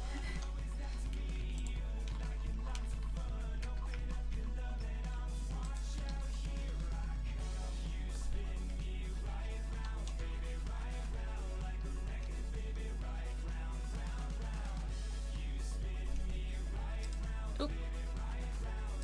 If the music's loud, I will turn it down. Ba, ba, ba. No, I think their music was too loud. Oh. Yeah. Oh, right. Yeah, I unmuted the stream for a sec to go, wait. No, it's definitely Jericho.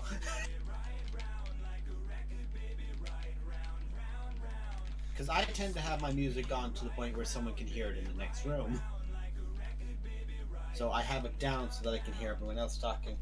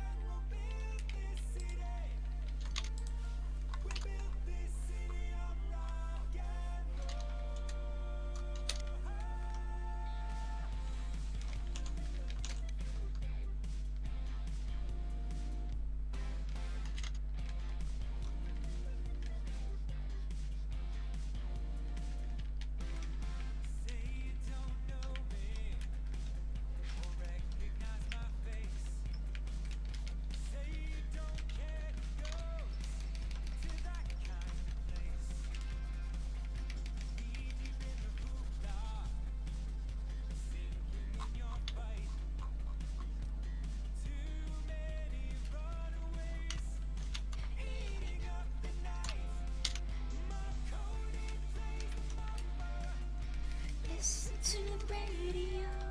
Don't you remember? We built this city. We built this city on rock and roll.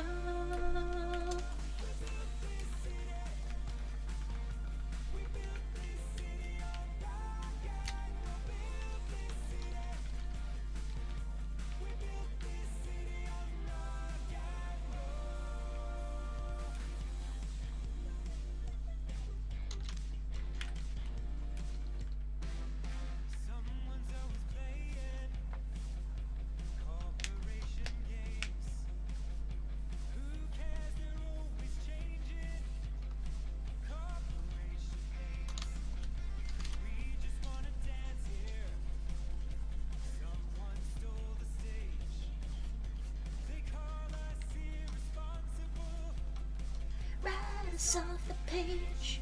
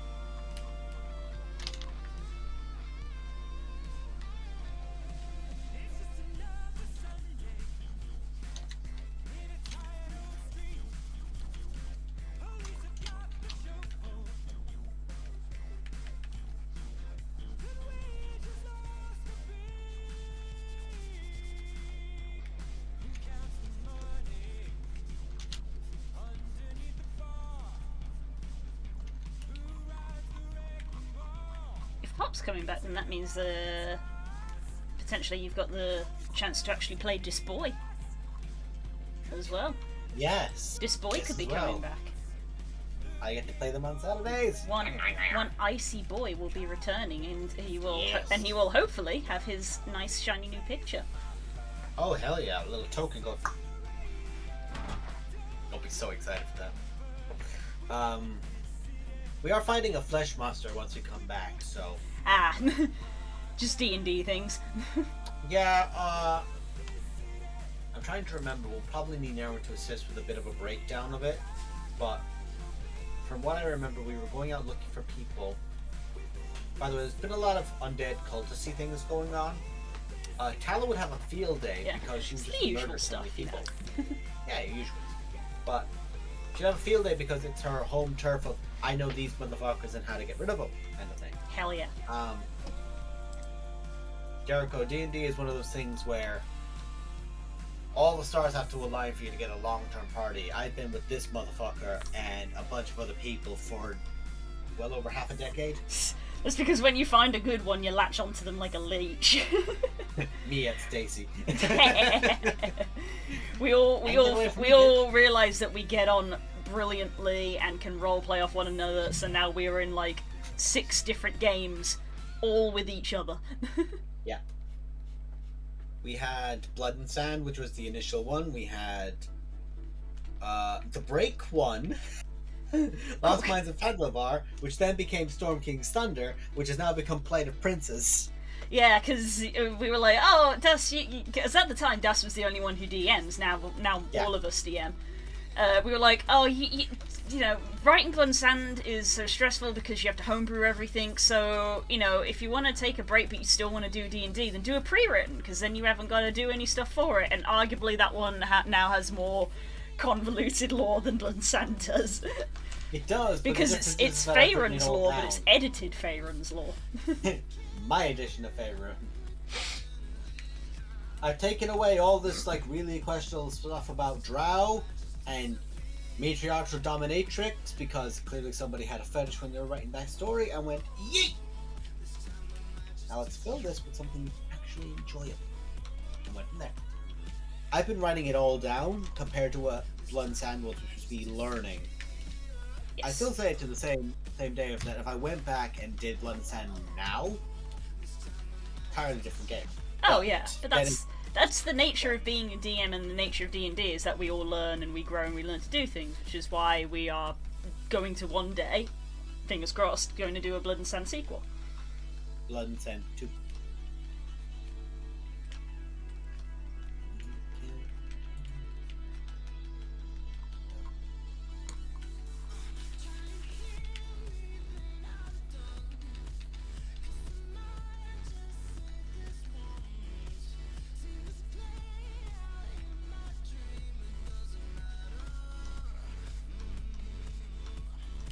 The joy of the D&D campaign I'm currently running, Plight of Princes, is it's based off of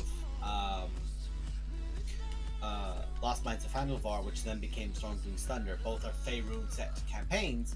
Now I'm making my own on top of that, and the joy of it and the challenge of it is that everyone wanted to make new characters and like everything from base, so we went to bottom levels, baby levels. So it's like, well, how do I have a setting which has pretty much gotten like nearly utopia stylized? Like, hey, so many people are here working and helping each other and they're all relying on heroes at this time. How are these heroes not going to just band together and solve the problem that are all like level 13 up? You know? A very Vox Machina thing, given that the Faerun is only the Sword Coast, really. And if any of these characters... The Sword Coast is a small section of Faerun. Yeah. And most of these people, like, a few of them want to play guys based on characters from the previous, like, children or relatives or influenced by and so on. So it's like, okay, so I have to take out the player previous characters, but I don't want to kill them cheaply. That's when you pull in the gift. It's like, how do I set up my setting? I know, a nuclear warhead goes off in fucking Neverwinter. And then the Gith show up. Yeah, he just decided to pull a Patrick Star of, let's just take the heroes and put them somewhere else. That was not my plan, that was Lackhead's plan of, I could not kill these motherfuckers at the time, so I'm gonna put them in a box, and when I feel like I can deal with them, I will resolve my problem.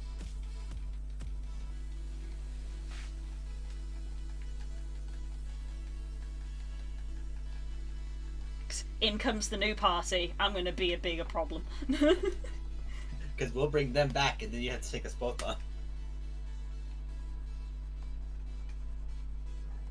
I will make myself so annoying you have to pay attention to me. Stop it, Blue. You can't do Tala's thing again. And Tala succeeded, basically. Consider yourself noticed. Consider yourself a part of the problem. Honestly, Core, I don't think that Nemo would play Grunt again.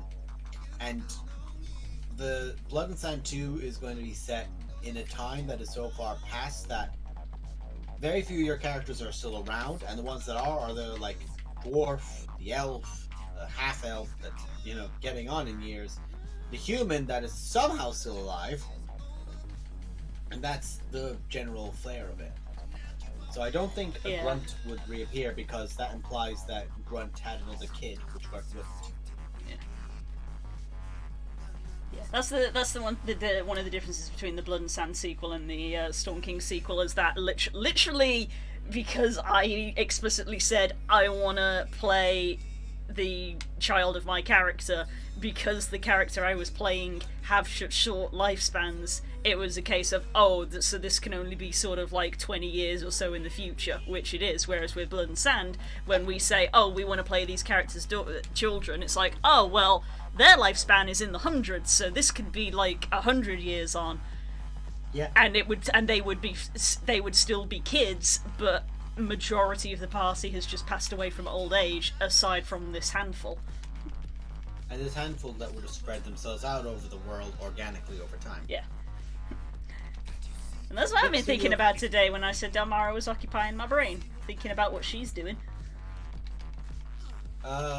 Jericho, I believe she's using Clip Studio Paint. Yes, I use Clip Studio Paint.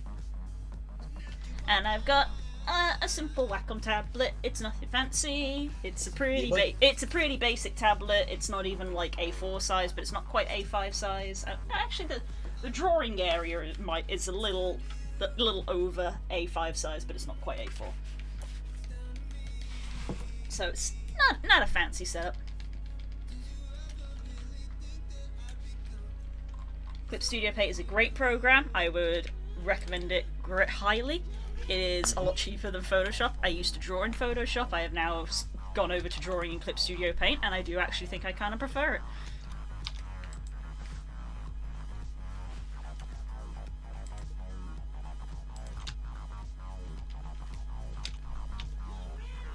Plus, it's a one-time payment, not a subscription. Well, they have a subscription version, but they do have a one-time payment version, which I have. Mm-hmm. And they also have sales quite frequently.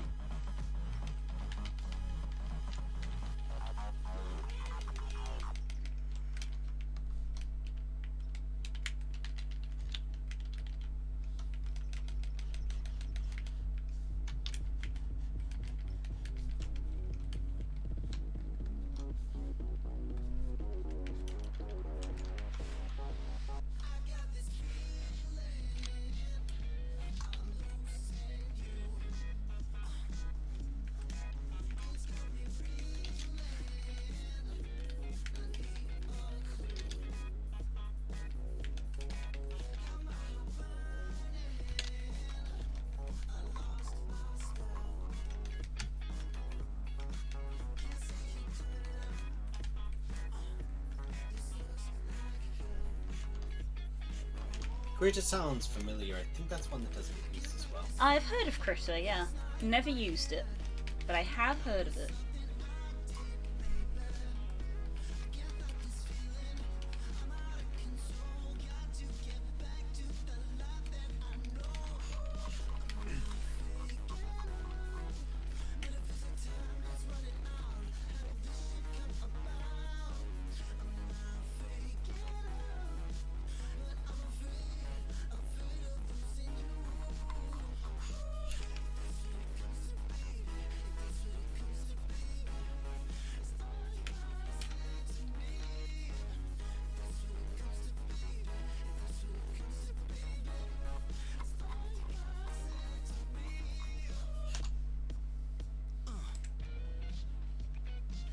You know what's fun for a bit of angst?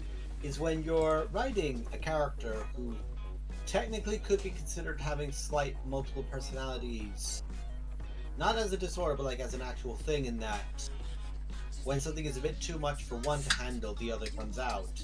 The Dark Knight, which has more or less already appeared with several things being said, and hey, they can be nasty. And they can be frustrated, and they can be angry, because that is the hero venting. Oh my heart! Oh my heart! Oh my god! Look at that bunny! Look at that bunny!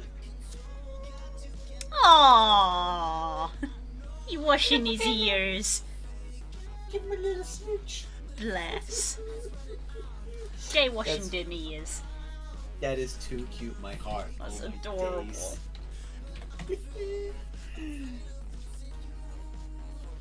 Also a jacked bunny, which is exactly what they are. Yeah.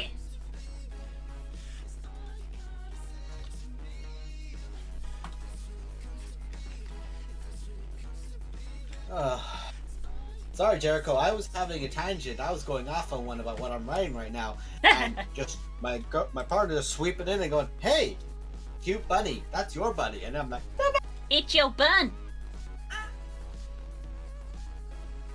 Hang on. I just realized it was loud. Have I received a text? No, I haven't shouted that yet. Nice. Take that out of the way.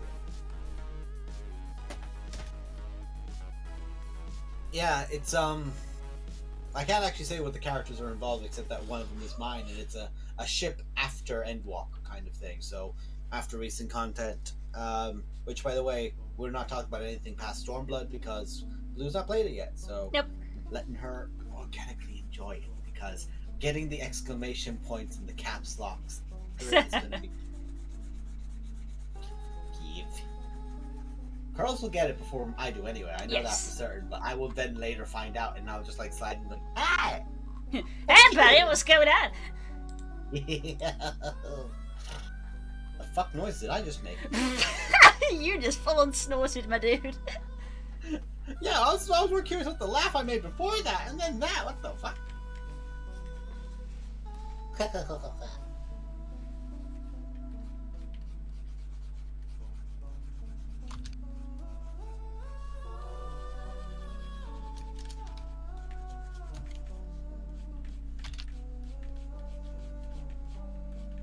I was channeling Puck.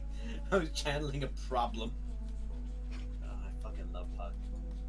Puck's a fucking darling to play. Bless him.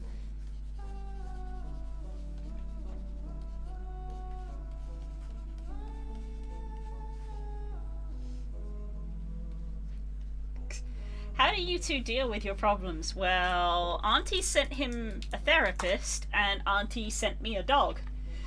A spiky dog. Dad doing? What's Dad doing?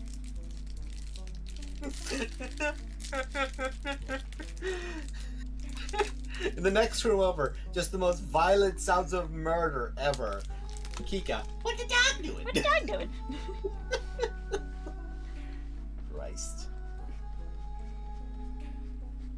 But yeah, Jericho, for clarity and for thing of it, Kika, which is Blue's character, and Loyalty, who is Froganajar's character, have the same Warlock patron. Because Loyalty needed to get out of a relationship with Titania. That Titania. Yeah, that Titania. that Titania. So, Auntie, who that's how she's known. She's also been just known as the shopkeeper, and she'd always reply with "Hello, dearie," and she more or less looks like a hag. You know, she's hunched over. All the appendages are longer than what they should be, and can reach and move faster than they should do. They're definitely a fae. Eventually, Lo went through a trial to have Auntie as a patron by learning Auntie's true name, as a part of an invocation of it. And through that, well, I'm not saying the name. I'm just saying that that's what they had to do. I'm saying it to I'm saying it to the chat. True fae names. Shh. True fae names. They're dangerous. True fae names. How many years has it been? How many years has it been that I first found it out?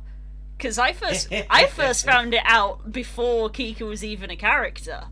You found it out in SKT. I found it out in SKT, and I've kept it secret to this day.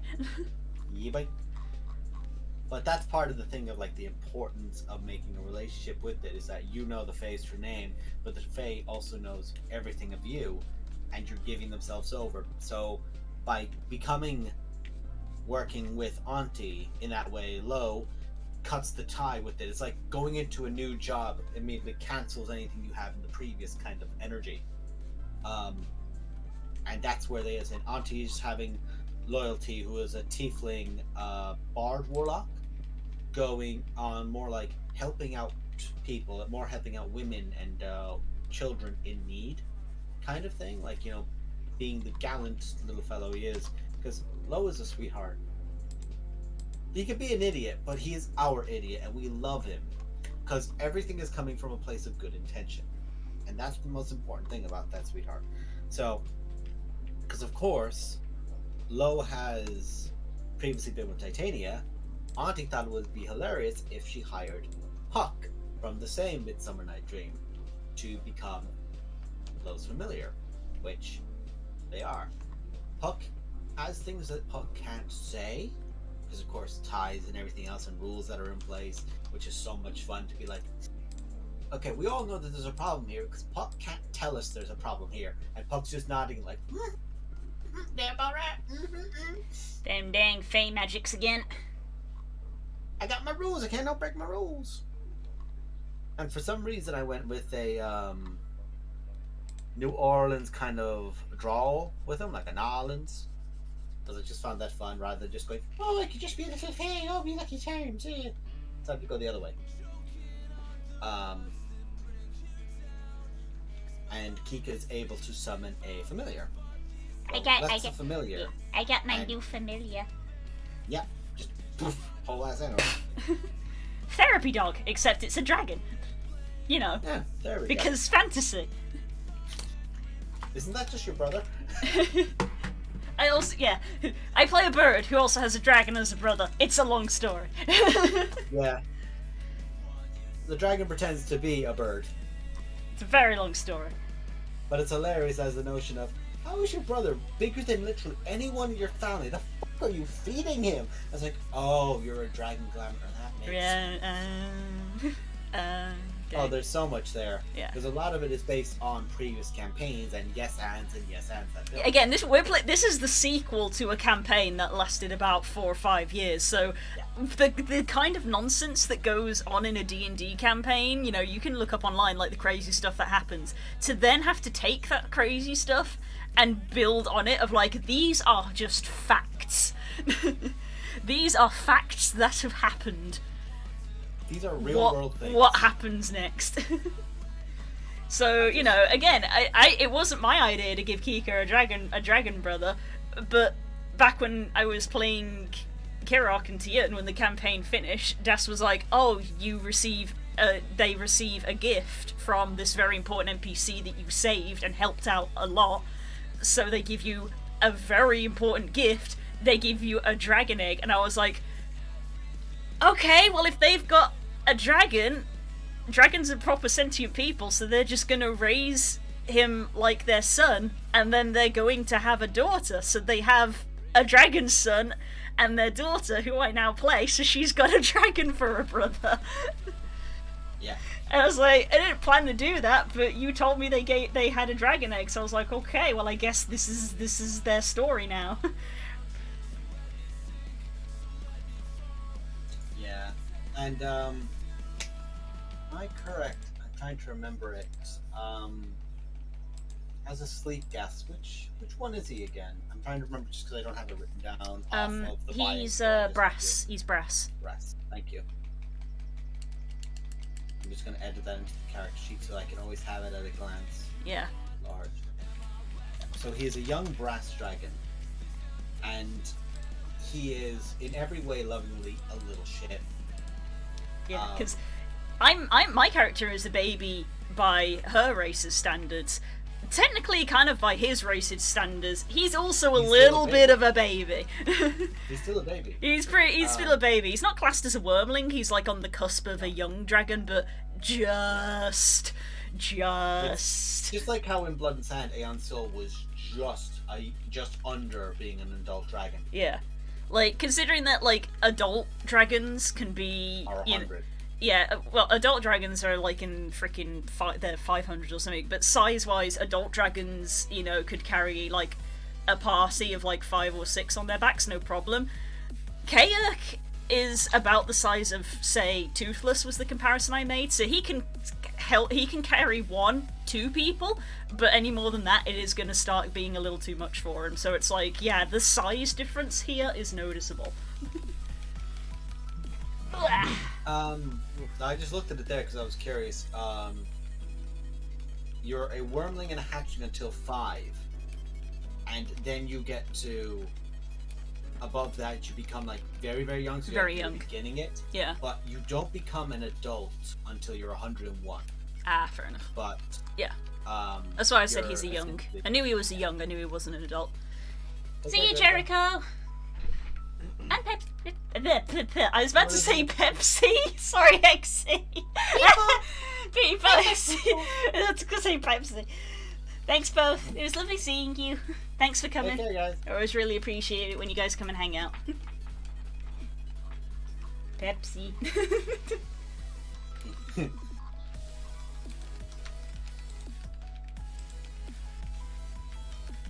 I love playing Kayak as well. Kayak's a fun idiot to play. He is.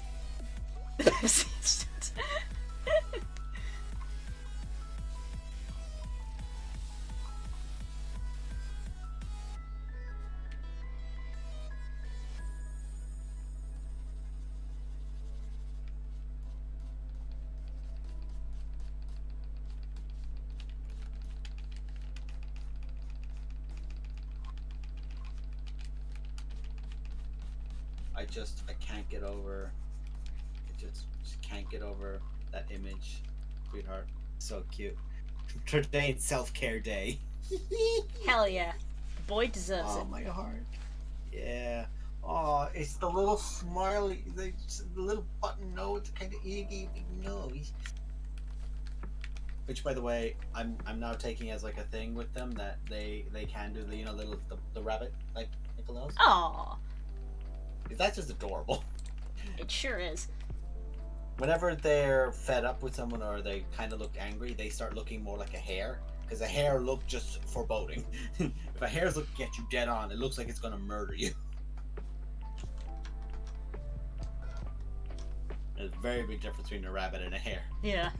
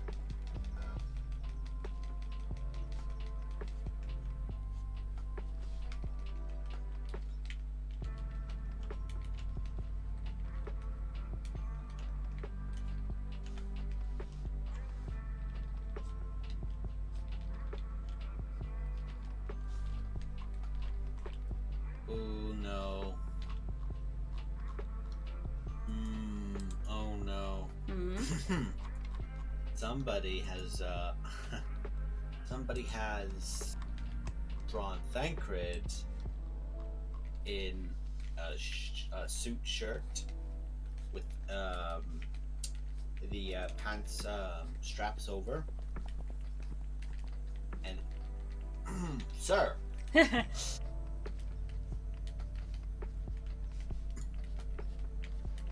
Grumpy Trudane Thump, yeah. Which the Grumpy Trudane Thump is one of my favorite things because it would be so fucking loud when you think of like their leg muscles, and if that, like, you know, when normal rabbit doing the thump is like a big kind of thing on the ground, like you could hear it. Yeah. Like Trudane doing it, it's like it's like, okay, we're going to need to take a pause to our meeting. Why? Trudane, we need you to stop. I know you don't like them, but your leg has been going at 90 miles per hour for the last 10 minutes. None of us can focus. It's just like the ADHD one, but it's just angry. Does he do... Important question. Does he do a binky? A binky? A binky. Very important question. What's a binky? Is that the flop? No, it's not the flop. A binky is when... See? Frog knows! A binky is when they, like, basically hop and jump around in happiness. A binky is just... It's literally just when they're so happy and content that their body basically just gets filled with energy and they just sort of go, yeah! It's called a binky. It's like rabbit zoomies. I'm watching it right now. Rabbit... Jeez, no one allow Trudane to have rabbit zoomies. Yeah. That's a problem. They're like rabbit zoomies, but they tend to be like contained. They're like 6 foot tall and they're all muscle. Do not let them have rabbit zoomies. They're just like little. They're like little. They're little contained happy hops. He's a binky. He's sort of like. I'm seeing it. I'm watching a video of it. It's fucking adorable. Rabbit binky.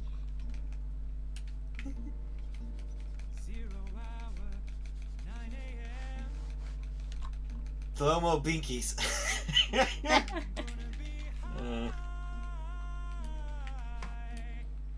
See, all of this is just getting added into this fic now.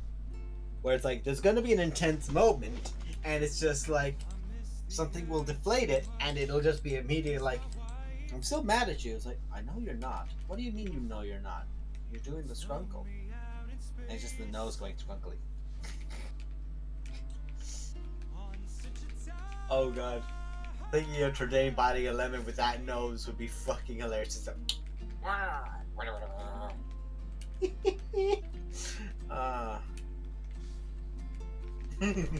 I think I don't really have a choice in this, given how enthusiastic you've both been. I think I have to agree and have the Trudane bunky. You gotta have the cute animal things when you have animal characters. It's like when people are like, does X's eyes go all big? And I'm like, yes. They guts to.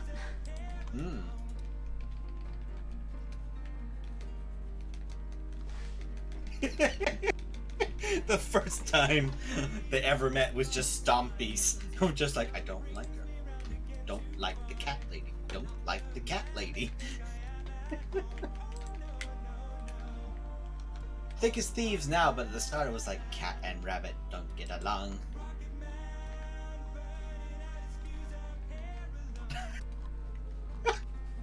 Blue, hang on. We have to take Xenos out. He's gonna predict anything we do. Euphemia just looks back, looks at Gwen. Do it. And they both run at their partner and grab him and kiss him. Go Zoomy! And they put both Exa and Trudane Zoomy up to him, and he can't keep track of which one's going where because they're just going so fast because they just got kissed. They're going Zoomy.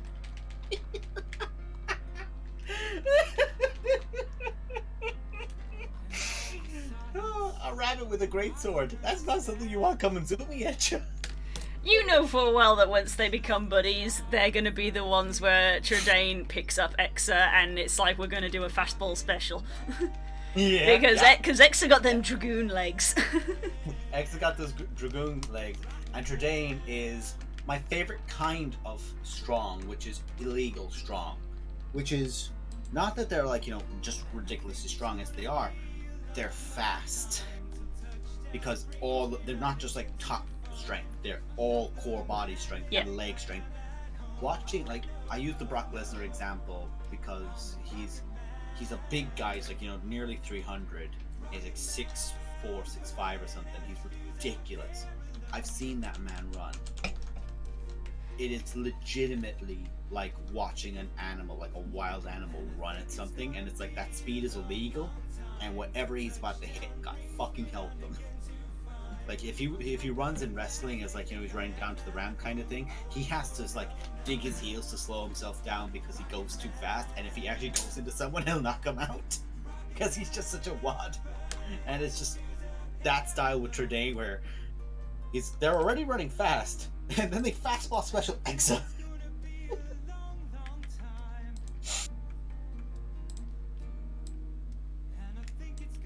Which is going to be very interesting because Tradaine is going to be a sage in Endwalker after 6.0 canonly, so the little sadness of everyone going, Tradaine, you can't go with her, you're not the tank. It's like, but my Zumi buddy, fastball special. And now you just get fastball special by your healer.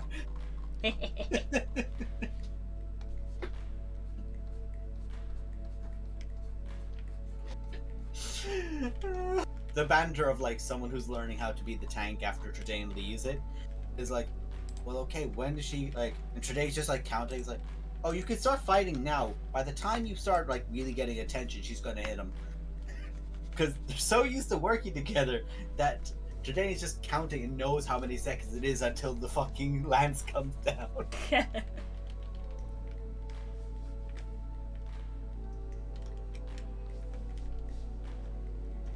When we talked about this, again, chemical warfare. Yeah. Again, the comedy side of it is hilarious. If Exa somehow ever gets jump scared by anybody and she just wow, and she's just gone for like 5 minutes, and they'll be like, she'll be back at some point. Because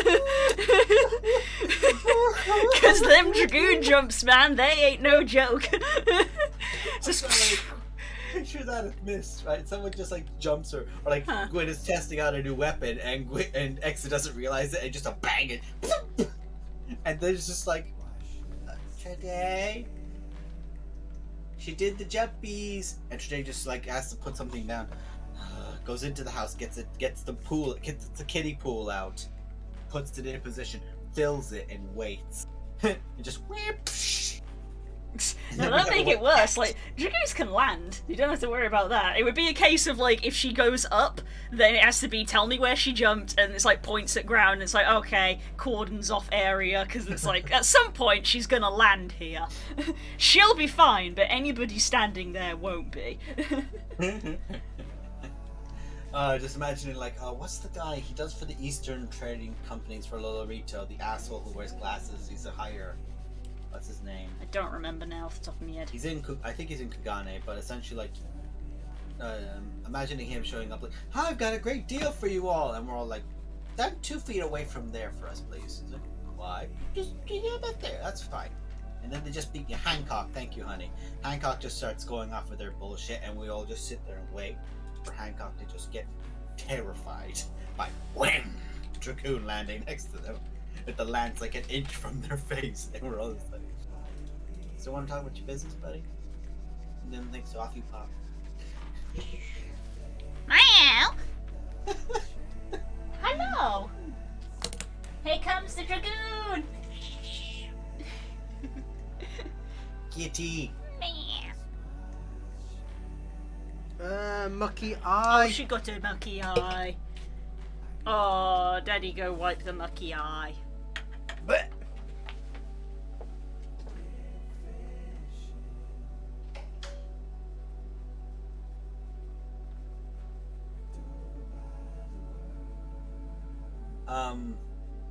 that's actually something funny to think of, because of course rabbit legs, hops. Tradaine could probably like jump reasonably well. So there's a banter of just like, someone's like, "Oh, Tradaine, can you like out jump Exa?" And everyone's like, "Yeah, do it." and Exa deliberately, like, you know, holds back her jumps solely so that, like, everyone's betting it. We're feisty tonight. Sorry, we're cleaning Sadie's face. You're cleaning a kitty, I see. There we go. There you go. Oh, better. Oh, look, a free chair. Sorry, start again. I was busy focusing on Sadie. Everyone banters that, like, you know, well, Trey, you've got hops, don't you? You're a rabbit. Surely you could, like, outdo Exa. And Tredane's like, no. And Exa's like, yeah, no, you could probably try it. And then everyone begins betting, but nobody knows that Romanin has betted as well, and deliberately betted for Tredane, where all the odds are for Exa to win. And Tredane manages to do the jump for the set to prove that, like, oh, Tredane can do a higher jump.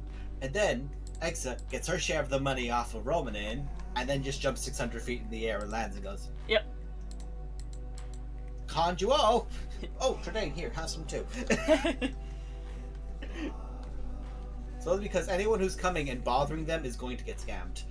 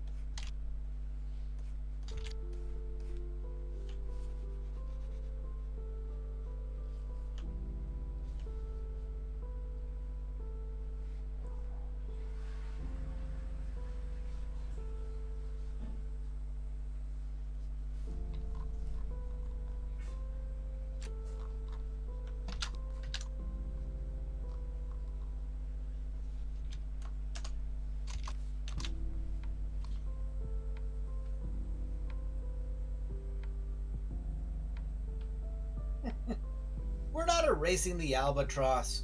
Nobody wants to, like, do a jump contest with Gwyn because Gwyn will use rocket propulsion, and unlike Exa, who can land it, and unlike Tredane, who isn't jumping high but not ridiculous, if Gwyn goes that high, someone has to catch her.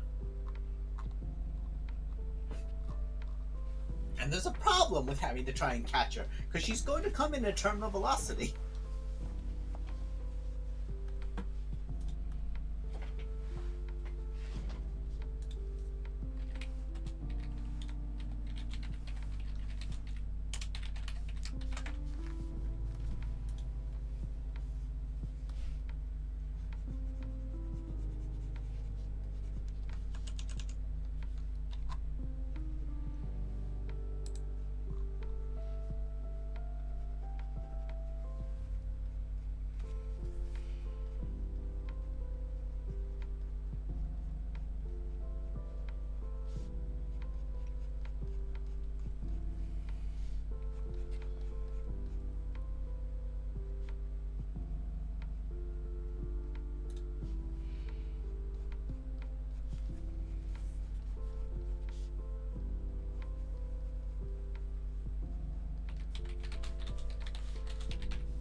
Oh no. Curls, I've done a bit of setup for what I've been working for Archie over the next few weeks, and oh boy, I'm so excited. Like, I'm buzzed shit. Whatever she's gonna write is gonna hurt all of us. If she's writing for stuff that I know she's currently, like, vibing with writing right now, I can't fucking wait. She's told me a little bit about what she was thinking of doing specifically for Artstream, and it does sound very cool. Nice. I have a few ideas. I believe I'm like second or third down the totem pole, but I know you're probably going to read whatever it is first. I can't wait because I'm just like, I will eat up that woman's writing anytime. I cannot understate how much I think she's an amazing writer. Anything she writes, I want to just immediately just take it and read it.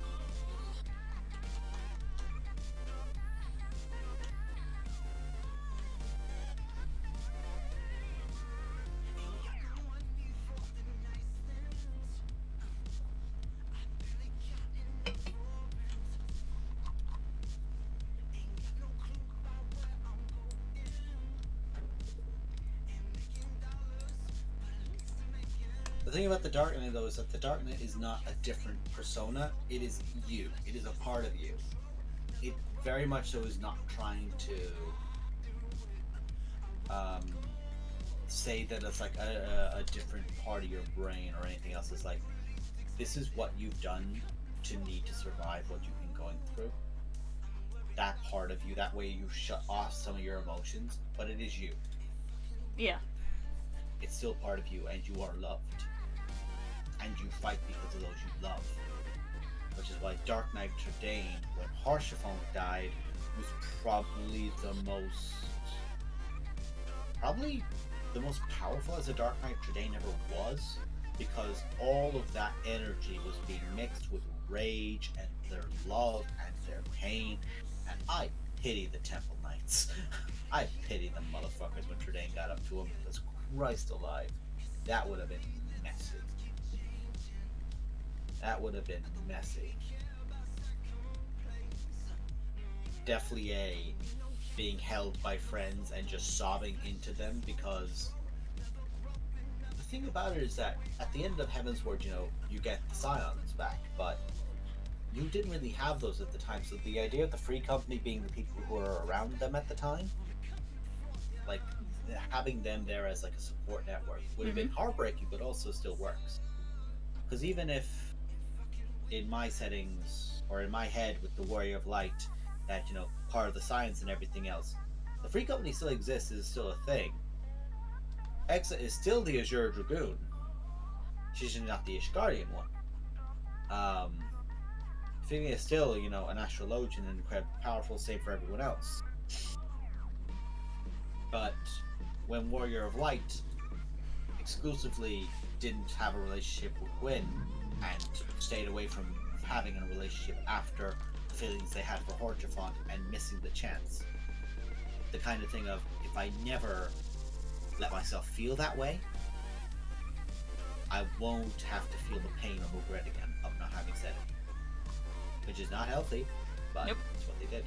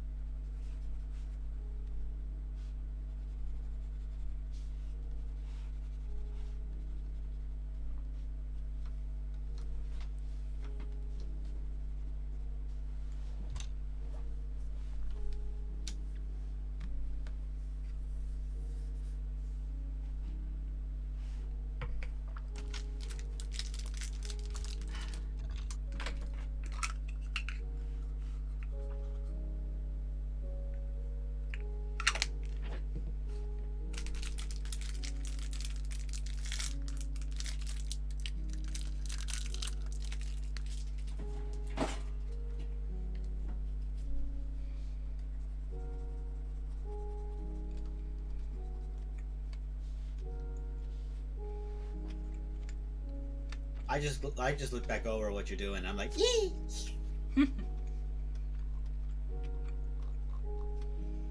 I do have like that little bit of a hilarious thing. I mean, like, that is part of the cloak that they have around his neck. But it's funny to me because it's like, you don't need that. You're cold immune. You're practically cold immune, motherfucker. You're a lizard who lives in fucking snow mountains. You do not need any of that. And yet, it's like, no, that's not what that's for. You take the cloak off, you cover it in dust wherever you're there, and you fling it over yourself so you look gray. So you match the ground that you're walking on. Because otherwise you have a big brown cloak and you're a white lizard in a gray landscape. Something flying over you is going to spot you.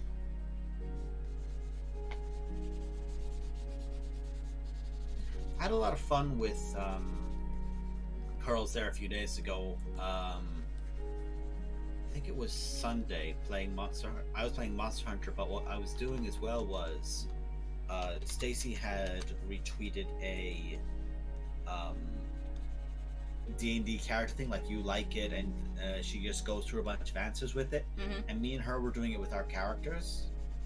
So we're doing it with Kid and with Poe and Midrash and Thane, and just having a lot of fun with it. Good. Really just relax with it.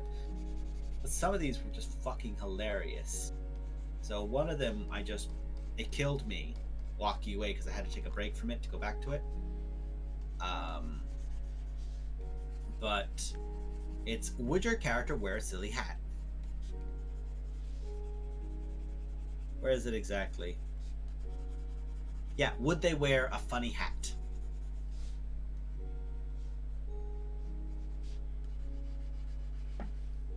But the final, like, a bunch of these are like, what's their, how do they laugh? What's their favorite animal? Not the animal that represents them, their favorite animal. So on, so on. But the last one is still my favorite question. If you had to pick a different class for them, what would it be? Because that one I find a lot of fun. Because if Thane had higher intelligence, Thane would be a wizard.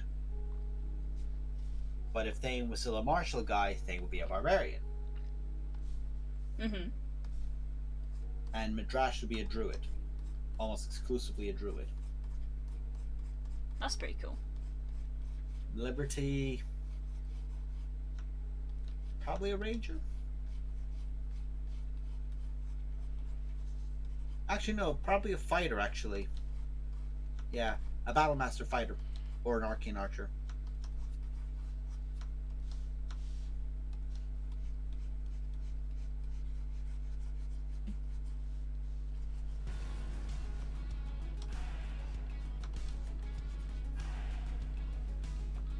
You just like holy characters and healing, honey. That's all you like. Like, support. Lo as a cleric would be an interesting one, because I feel like he would worship a god of love. Or a god of music. A kind of arts and crafts thing. Also, I'm not saying that as like to belittle you, honey. I'm saying it as the most endearing thing. You like helping people, and it's the best part of you. It's very sweet.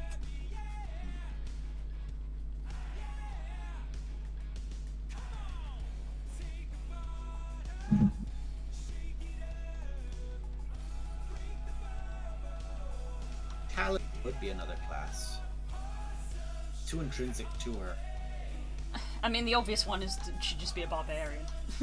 Yeah. Let's be real. Let's not overthink this. She'd just be a barbarian. Path of the Beast is the easiest way to go. Yeah.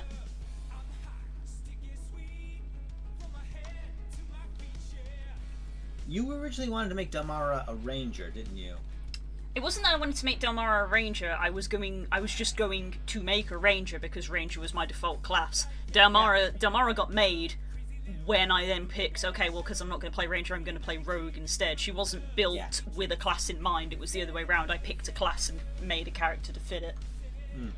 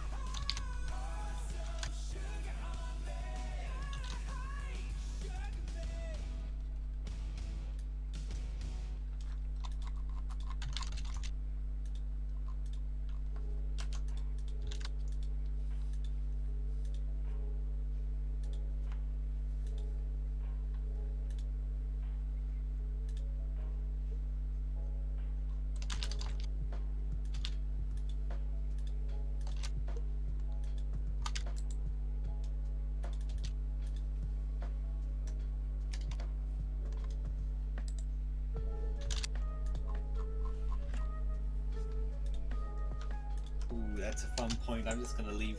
I'm actually gonna leave that there. I'm not gonna write any more of that. And I'm going to wait for Curls to like read that in all 5 seconds and get back to me and go, "Ow, fucking ow." What game do I want to play?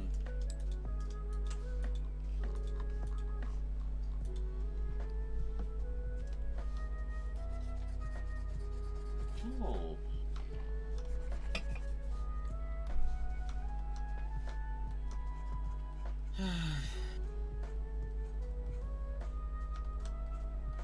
One hunt. I'll do one hunt. Yeah. That's my creative bit done, because I essentially got in one character's head for that part of it and had their thoughts in my mind. Now I have to think of what the other character will say back to it.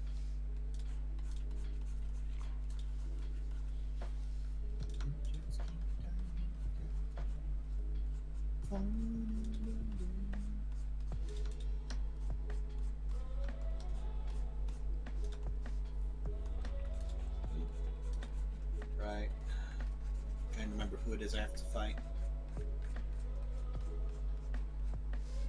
Oh, I need to actually check in first on my doggos and the kitties.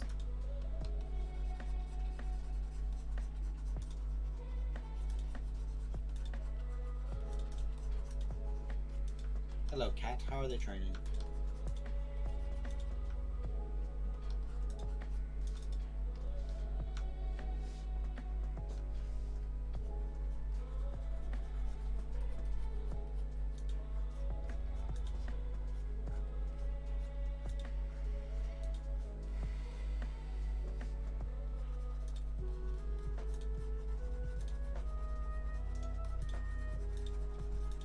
Oh, right, that doesn't count as training yet because I have just been AFK.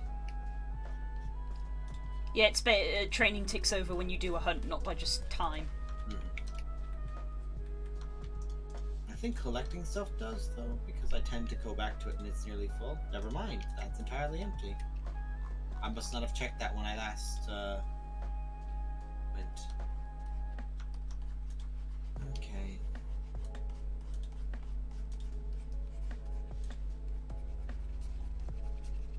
Let's see what it is that I want. Mud Rippers would be cool, but I'm not going to be too heartbroken about them. Tigress would be cool. What was it I was looking for?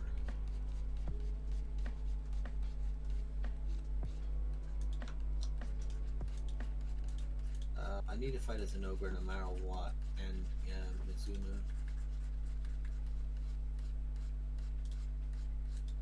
Blaze are fine. We need Wrath Marrow. Drill Claws are flying. Flying? Wow. Sinister Blades, can't do them yet. Where is it? I need Mizune Purple Fur for my Umbrella and Rapier, because yes, I turned into the Penguin from Batman. Oh, that's only a Banaba wing? Nice, I'll be able to get a Dragon Weapon. That's it. I need to get a Amadron Claw.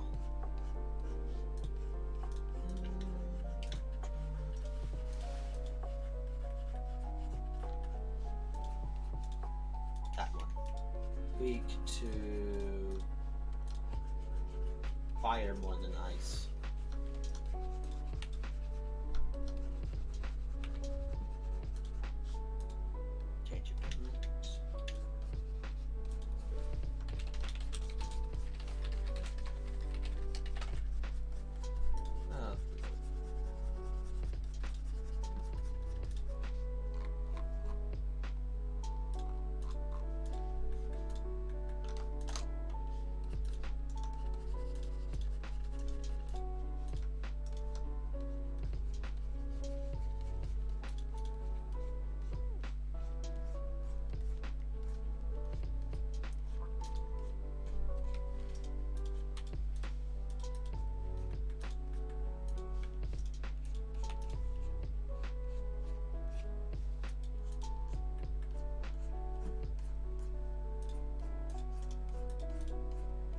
Trying to see where's the easiest way for me to hunt an Andro. mustn't have it unlocked yet on the base ones for hunts.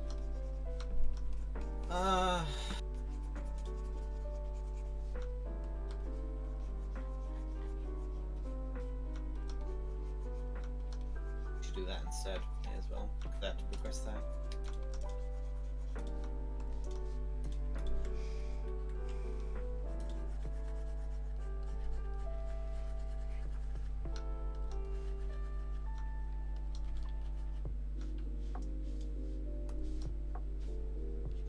Basarios.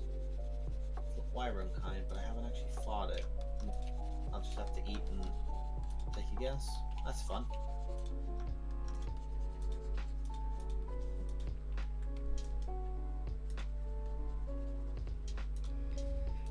If you've got Elementless or Blast, then Yeah. that could be a sound one. Because even I can't remember what Psarios is either. Yeah, elemental will be fine. If like I see a water monster, I'm gonna bring a lightning thing. If I see a thing that looks like a plant, I'll bring a fire. We all know what it's like, but for now, I'm just gonna go with blast weapons instead, as you said. The sinister blades, which is definitely not me turning into Illidan Stormrage.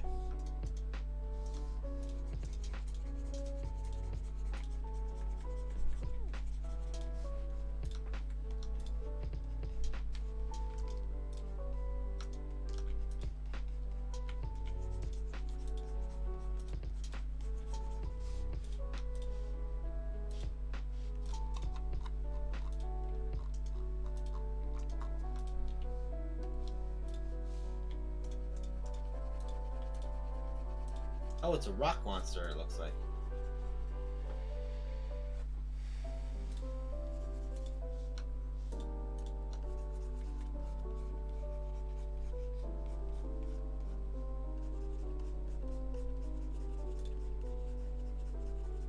It looks like... Oh, it's a fire monster because it has... noted. Maybe ice or water, but nah, it's fine. Let's see.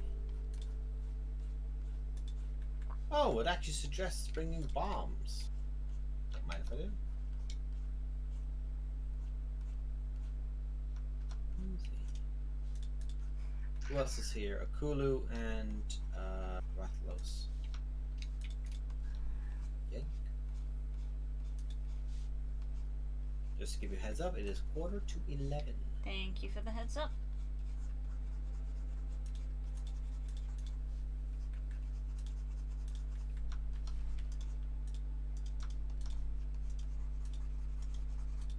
There you are, you chungus.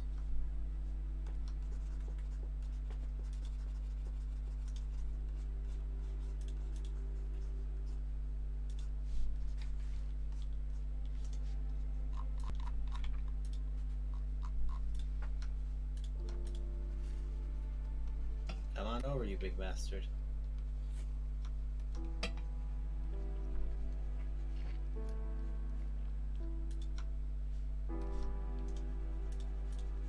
He's a baby. I'm sorry, what? He's There's a no way baby. this... He's a baby. There's no way that this is a child of something. He's a baby.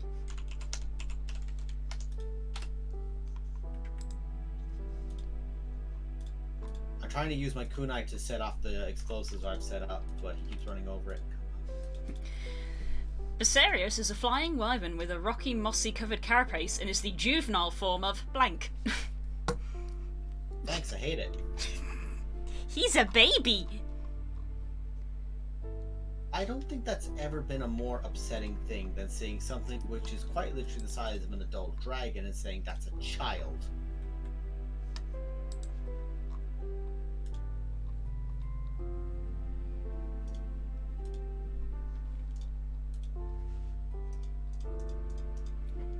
Oh dear, your tummy has just lit up.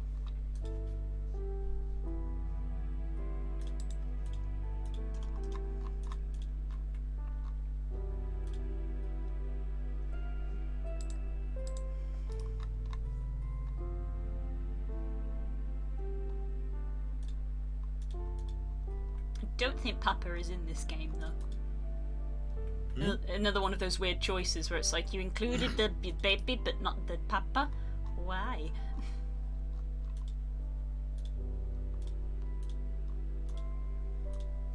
You include Zamite, but no Zamtrio? Why?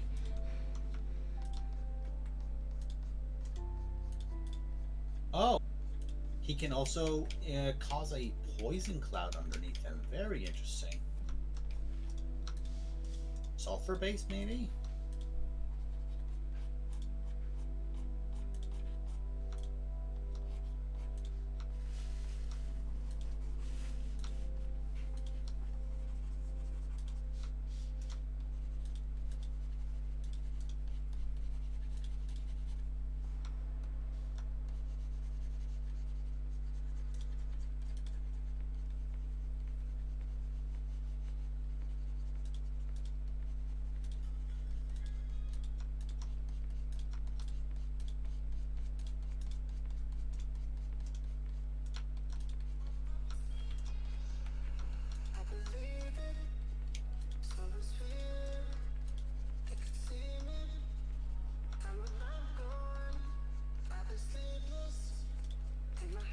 Oh god, you go underground.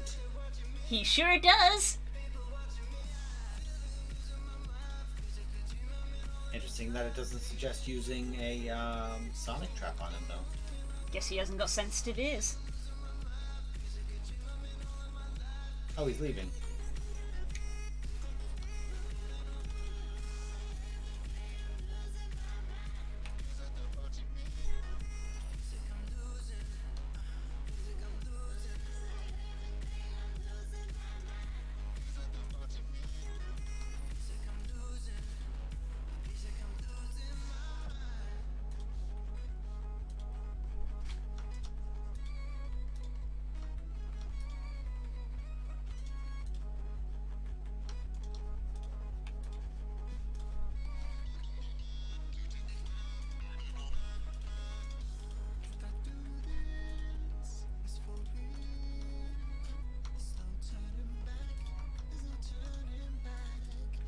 I am running it towards the Kulula Q right now to smash the shit out of it with him. I'm gonna beat a motherfucker with another motherfucker. It's really just the core of Rise, isn't it? Yeah.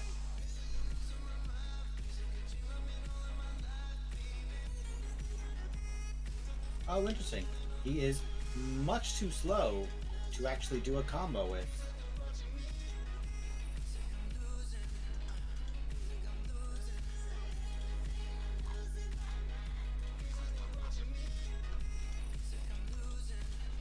So instead, I'm going to use Kulu to beat you with. Because Kulu is much faster than you.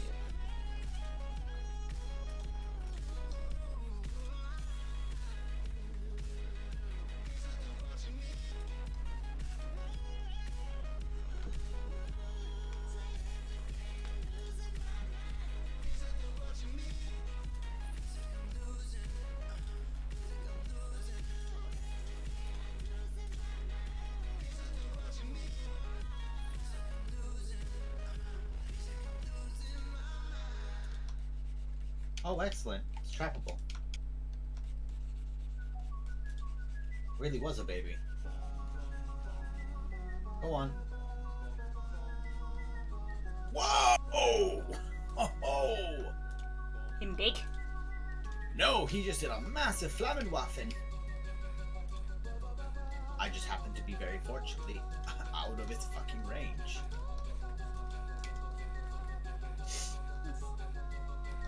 There's no way you don't give like a fire or a blast weapon, my guy. Fuck me. Yeah, she's a beauty anyway. He's an early boy. He's a Gen 1 boy, Basarius is.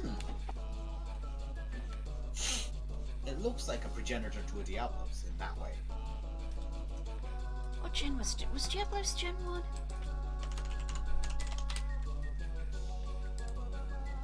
Rathalos was Gen 1, obviously. He's the flagship of the franchise. Yeah, Diablos is Gen 1 as well. So they came out together.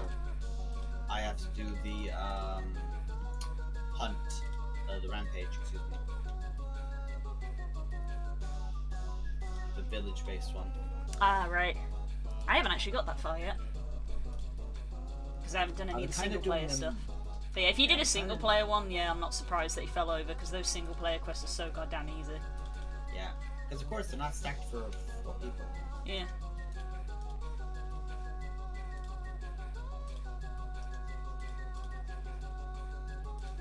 Oh, never mind.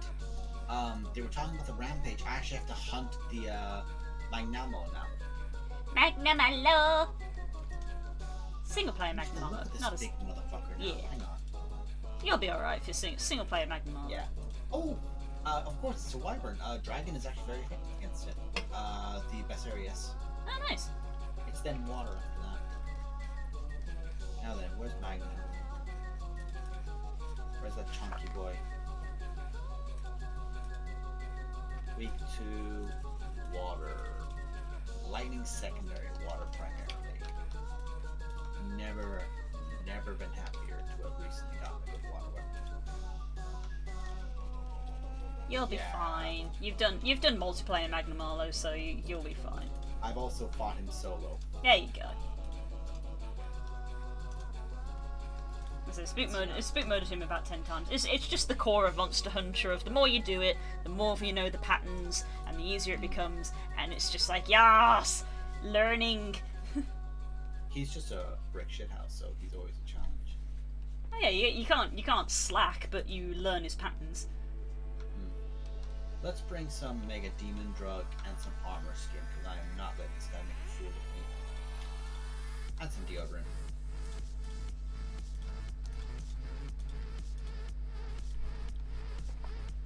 Item layouts. Let's register this as layout 3.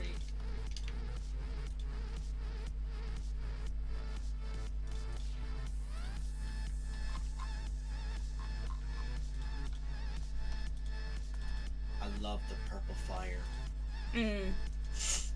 It's a new element. Only Magnamalo has it. Toby, run. Toby, run, buddy. This cutscene just shows one sneaking up on him with the purple fire thing. It's like, run, motherfucker, run, and get the fuck out of there.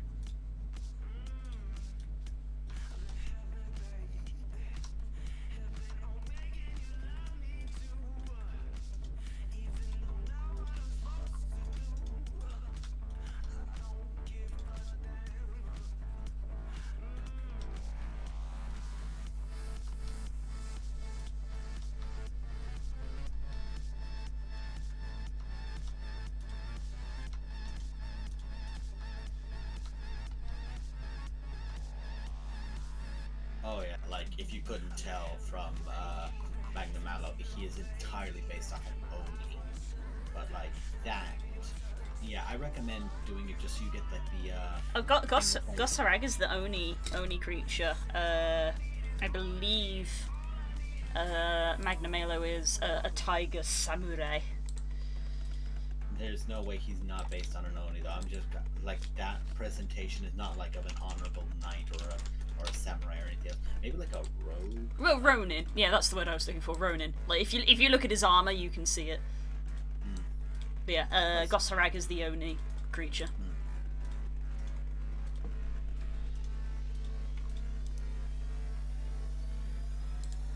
Let's see, where is he? The great Azuchi that is in the zone is going to be offered as sacrifice as I use it to beat that motherfucker with him.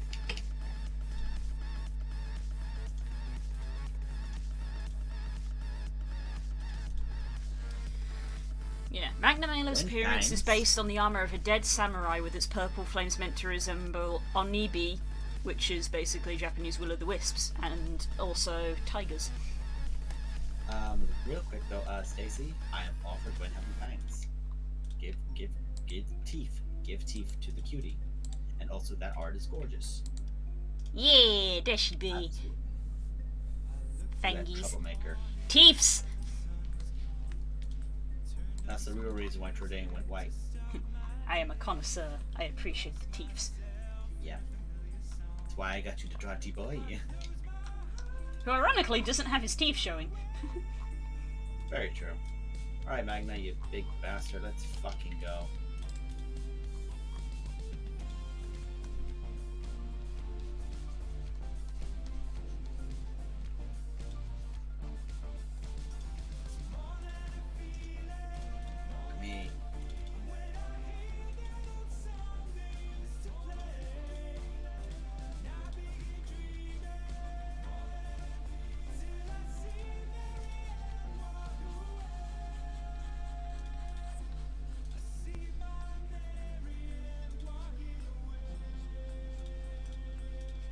The only weak place of this guy should not be the face. That is illegal.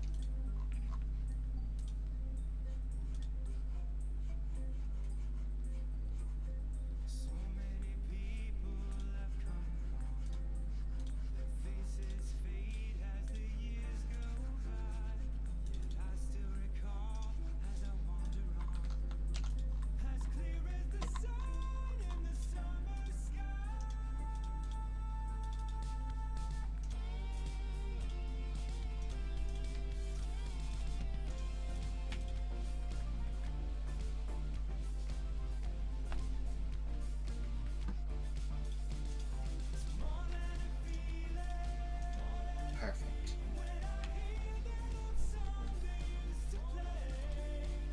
Alright, Umbrella Duck, you're gonna have to get punched in the face by this motherfucker.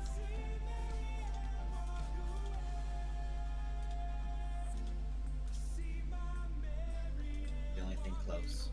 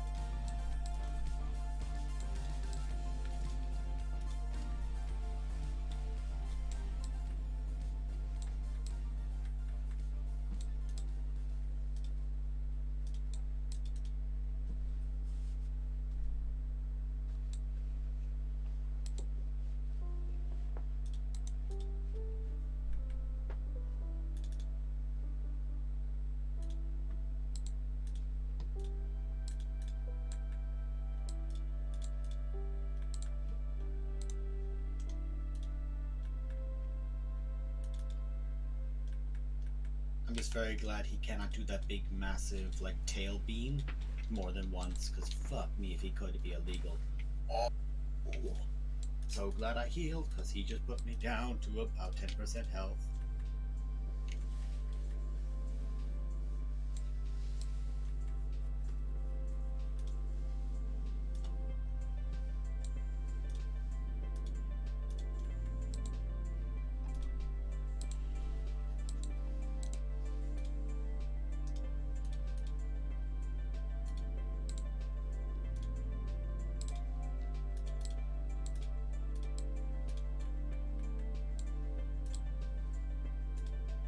He is illegally fast for a monster that's that big.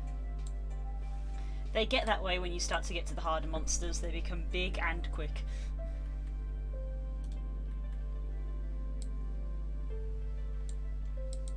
I just knew I was wailing on him, so I decided to back off for a bit to go to the other zone where I had just brought the umbrella bird to go fight it for me.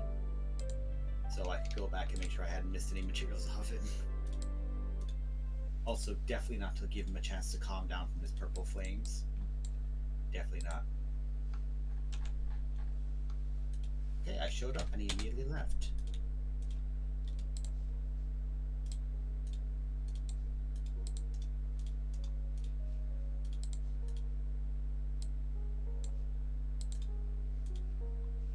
The monster that's under my bed.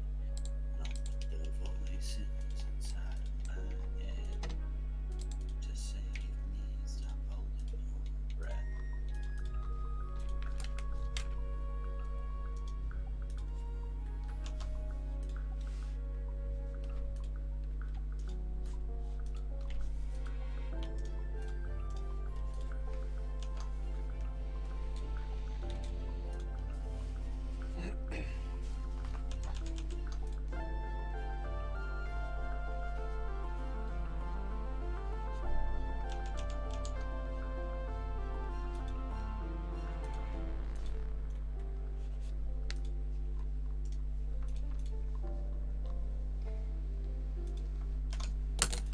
Fuck me.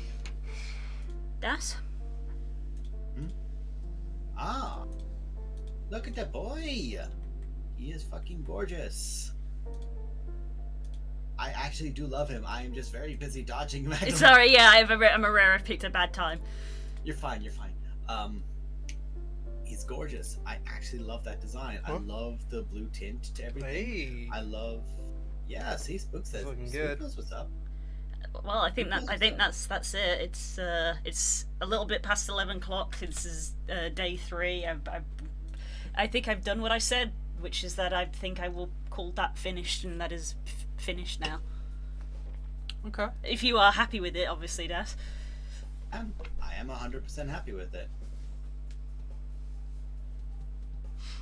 The only thing I'd say, love, is maybe a little bit more shadow around like the blue areas, just to give some depth to the quills, because at the moment it does look a little bit flat on the face. You think on the face? I've already upped. Yeah. I have upped the contrast like a little bit on the face, because when I first did it, I was like, oh god, that's too way too.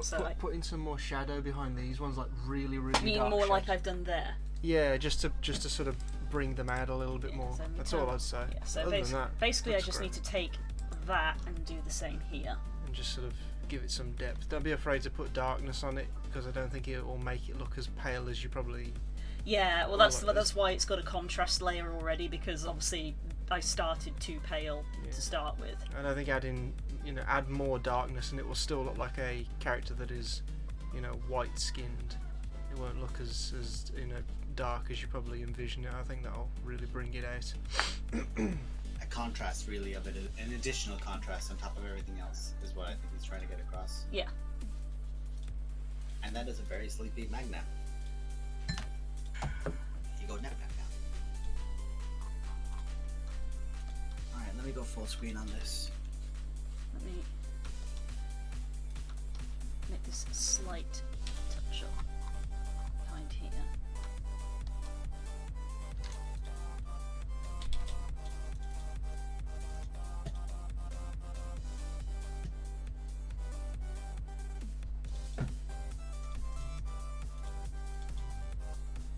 Minutes on that.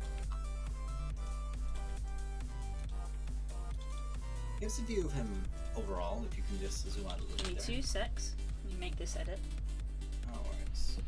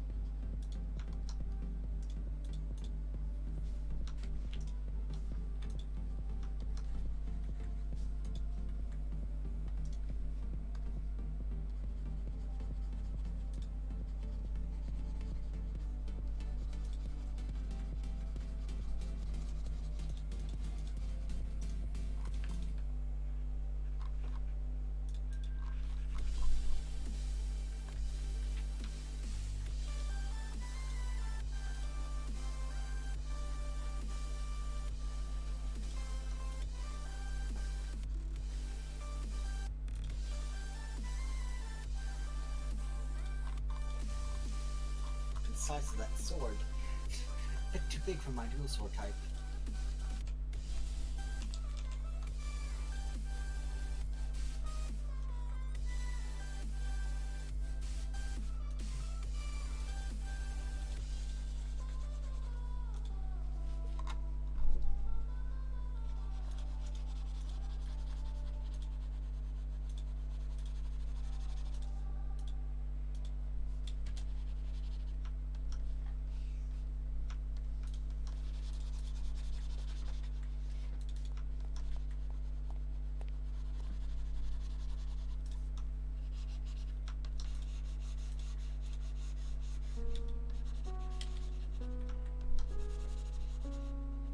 I have to see if that's an actual longsword I now have. Oh. Wait, I'm getting a credit scene? Well, you've completed the single player. Ugh. Disgusting. Yep. I now have a hand-me-down sword.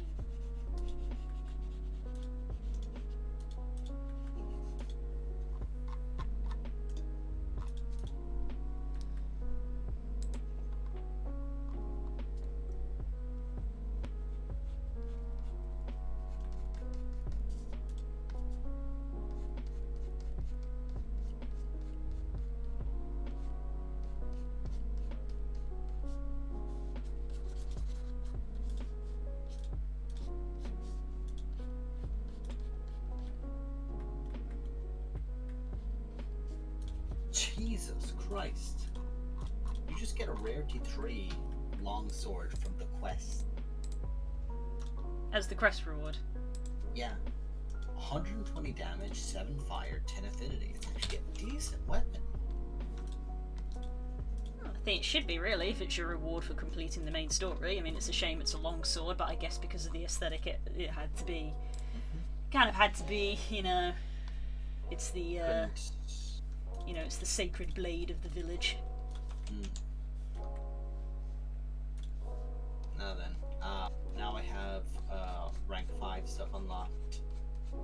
Comeuppance was the first one of it, now with a magnet.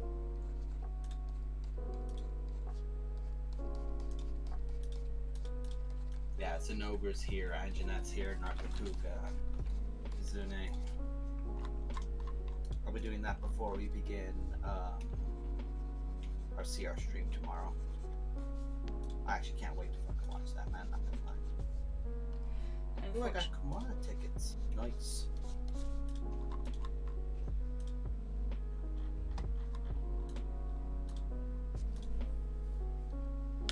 Yeah, that looks better.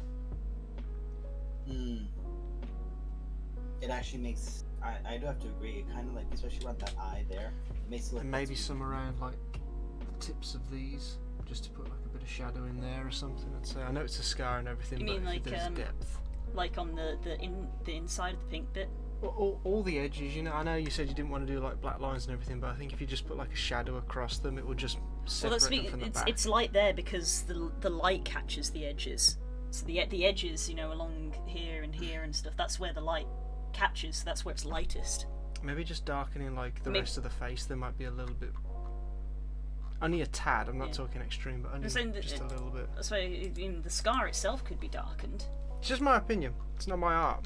I appreciate your feedback. So I'm sort of asking, like, you know, I can bring this. No, it's definitely the white of the face. There's like too much white. It's quite. Maybe blending more of the stuff that's around the nose, but just making it a bit more grayer. I don't know. Sort of drag some of this colour up. Yeah, and then bring it over to the nose as well, just a little bit, maybe up to like there. And sweeping in there, and then little bits in these bits. I'd say.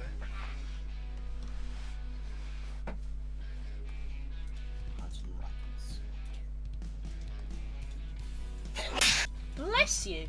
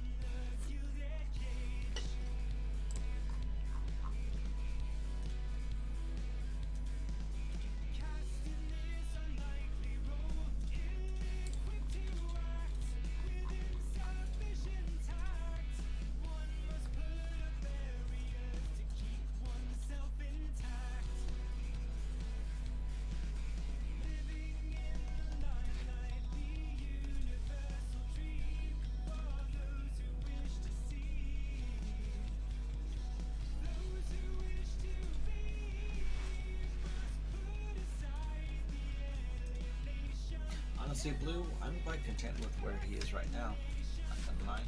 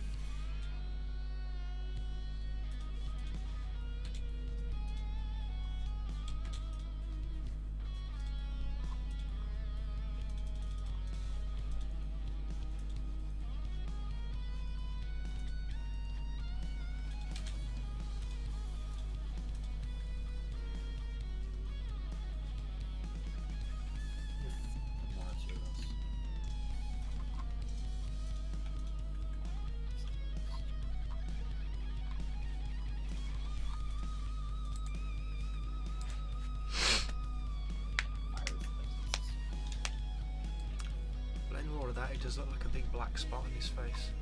That's A bruise. that's how they're like. Yeah, the divot. Lizard skull. You know, like when you look Maybe at T-Rexes and blend it stuff. more around the edges a little bit because it kind of drastically changes to that dark colour very quickly. Yeah, it's meant to be because it's more of like a hard edge. Yeah. It's that divot Yeah, I know that's in the skull.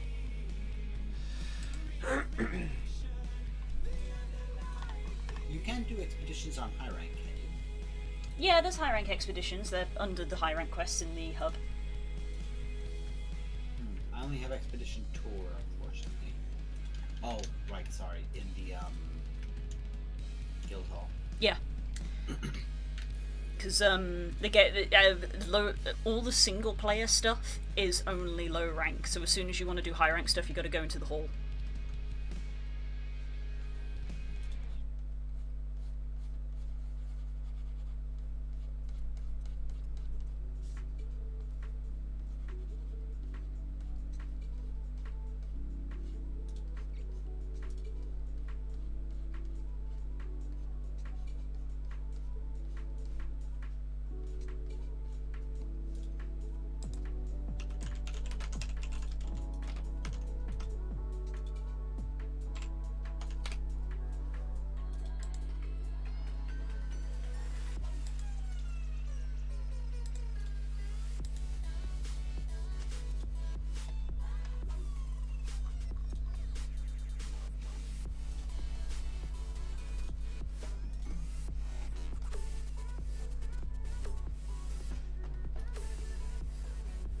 I don't want to mess with it too much more. Yeah, I'm kind of in the same boat as you. It's looking good though. I like it. I'm very happy with what you've done with it. Especially like the frills round the neck. Those look really good. These. No. And the fur. Yeah. Well, considering that Das's general criteria was a white dragon, but a dragonborn with the hints of blue, yeah, I did okay. So there's the Yeah. You're amazing, there's the Blue. divot. Don't think that can be Beak like emphasized enough. snout. I suppose then with that bit, you want it to be lighter this side, but you want it to go into a darker shade more on this edge. Because like the darkest bit's there, and then it lightens out as it comes towards the snout. It's meant to be sort of this bit here, so it's lighter on the outer, and it's the dark on the inside. So it's light. There's the light, and then there's the dark on the inside. It basically looks a little bit like a second nostril, which if I turn the glow off, You can see the nostril underneath. It's like a second one of them, Oh, basically. that one. No, I'm on about this one.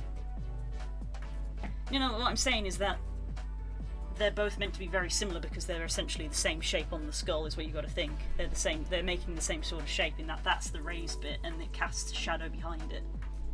That's what both of these bits are doing. Well, maybe then to push that back, you actually put a lighter white bit like straight down the middle to highlight that there's, or like round here, to highlight that there's something there. I don't know. Best I can do is like doing that. Yeah, I suppose if you want to make it something like a to sort of tuck it behind it, you need like a harsh colour. You don't want it to blend in. You want it to kind of cut off almost kind of abruptly.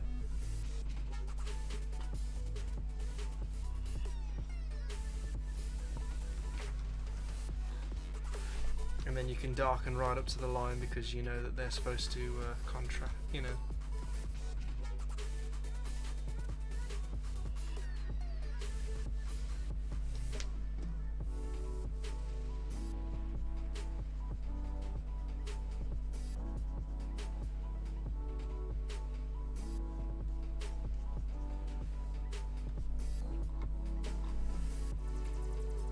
Yeah, that really tucks the shadow back, doesn't it?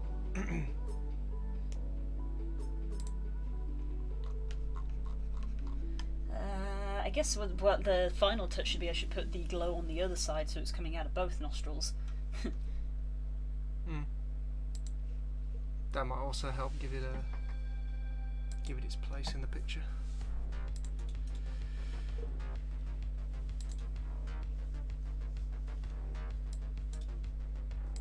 Seriously, Jesus.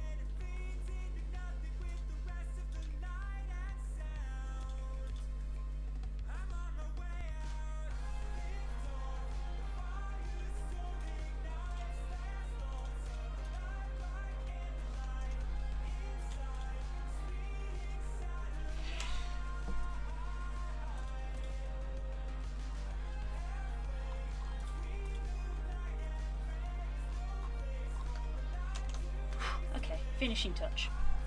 Yeah, 100%.